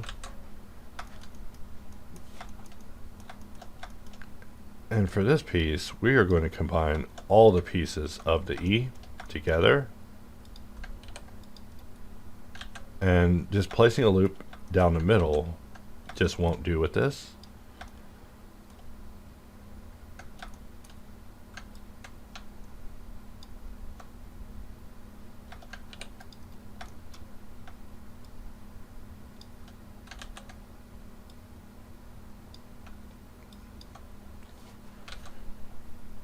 Alright, and I know these solutions aren't getting the best, but I mean, Jesus, I've actually never solved letters before. A lesson's learned. That lesson is never solve letters. I'd rather, this is like being hit with the abracadabra. I know I make a lot of Harry Potter jokes. I probably sound like a Potter fan. I mean, I just read the books a lot, that's all. So I'm a loser, not a fan. I don't know, maybe a fan, because I would still recommend the books to people. I mean, especially if you're Needing to improve your reading skills? Yeah, definitely.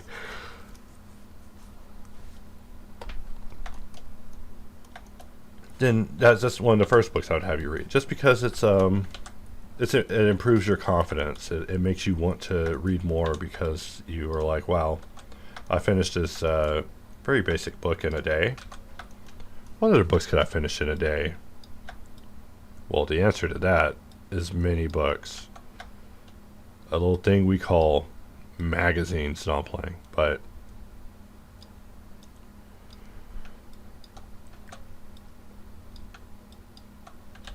we are just doing a little simplification here.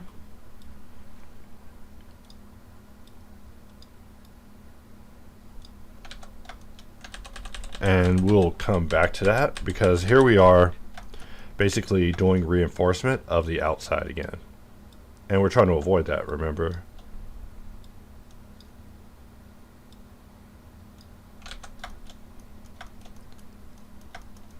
So now we look at this and we ask, you know, how can we help this? How can we help this? I mean, we put a loop here. That loop probably reached all the way around the form in the worst way.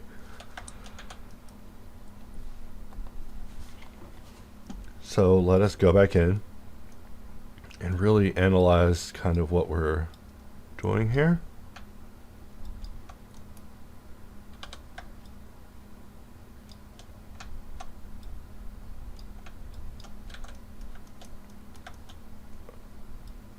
All right.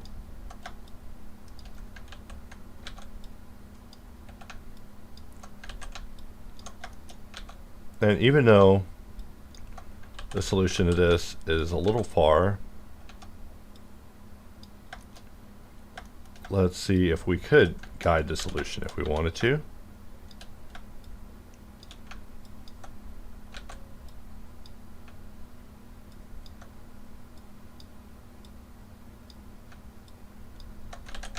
And I'm starting to get used to these kind of adjacent triangle solutions because I keep finding myself using the same patterns for them. So I think I'm actually becoming better at solving them as I go, even though in this case I actually created a second triangle that now has to be mitigated here. But we can just let that sit for now. In fact, I'm more concerned about that and that. I mean, not anymore because now that is that, but let's also bring this over.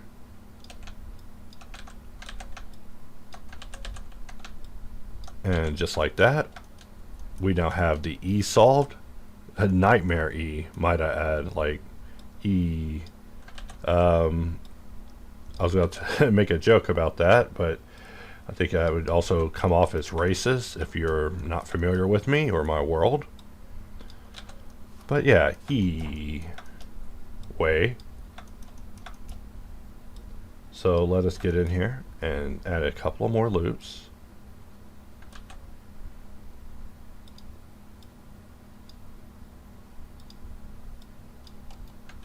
All right, and we'll place another loop here.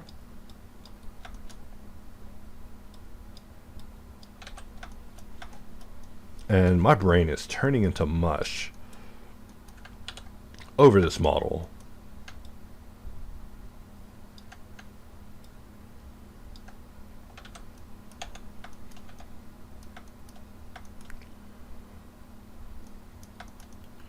All right, and so we have to take these lines across the world.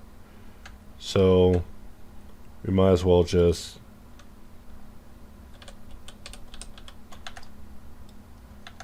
let's grab them.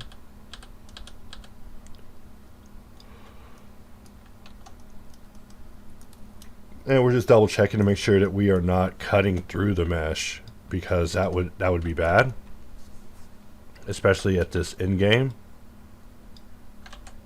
Because that would mean more work at the end, and we don't want more work. We want work to begin getting easier, to begin chilling out a little bit.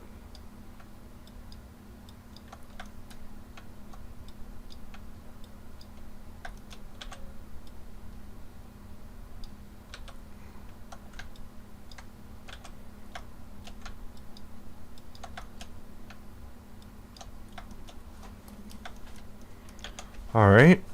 And so now we have something like this happening for the T. A little messy.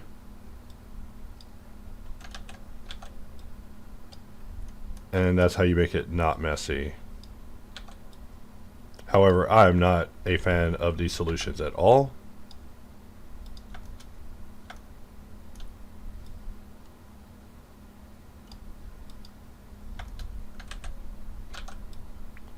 Let's try that. And so now what we want to do is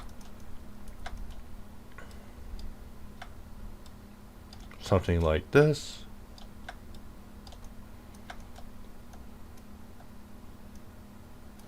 And I'll select this, press J, select this, J, select this, J. And I know we're in hops select tool and we could be doing the same thing, but sometimes the original method also feels very nice to do. So I just wanted to show that, you know, old habits die hard. We never intend to replace things. We only mean to accentuate, add to, or expand the offerings of. I mean, HardOps was began because we felt that Bool Tools offerings were just stuck. They were just content. You know, the tool set out what it was set out to do, and as a result, it just finished the job. And to me, I felt there was so much more of that story. And as a result, I feel that is why HardOps is a thing, even at this moment.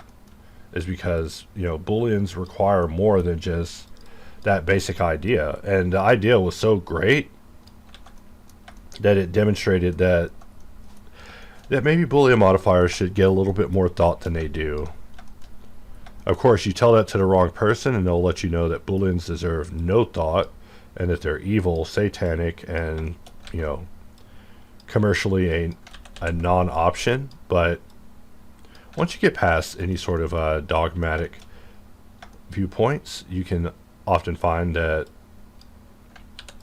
really all this is guided by, you know, the usual fear, laziness, need to be in control. But in any case, it isn't necessarily required that. Okay, I put a bunch of stray points out here. So how do we want to clean this up?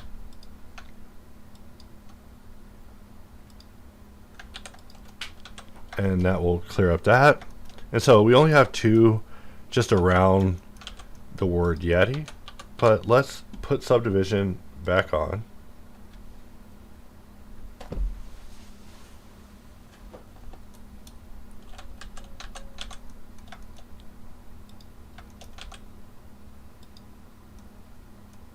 All right, and we see that without a little bit of edge reinforcement on the outside, it's just not good. So let's just do that, only because I want this to be sharp and precise.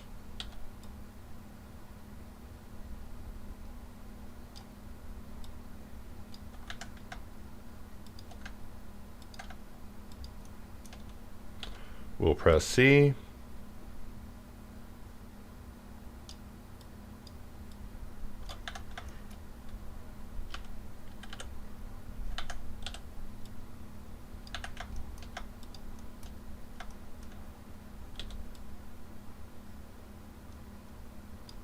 Alright, and we're just making more of our selection.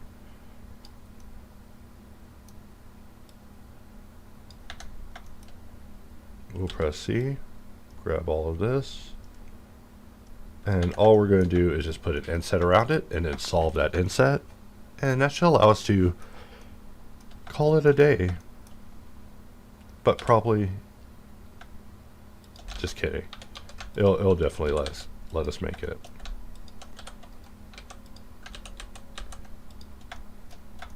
Let's grab this, GG.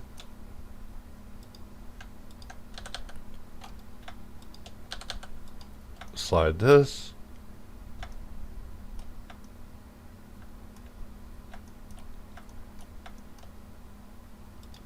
Here we go. So these are the loops that we want to get rid of. just because they don't have anything to offer. We think that they offer something, but really only the border around the letters matter. The area that we're dissolving is just kind of a little bit of that trash that you get whenever you use inset with a kind heart and aren't mindful for all the evil garbage it gives you. Let's slide this in. We'll slide that.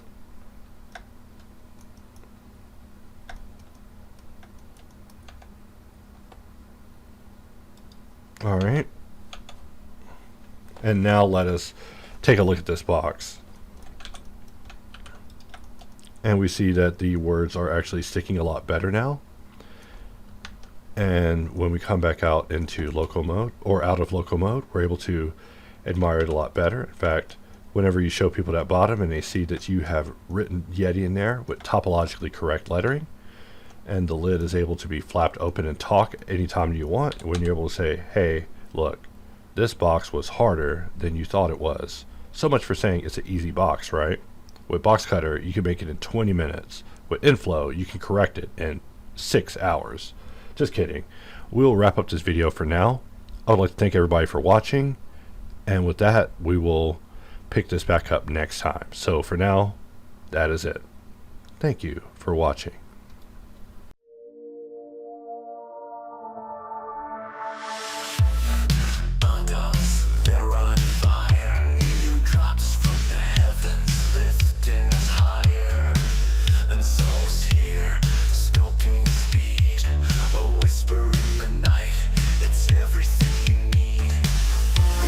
So versatile.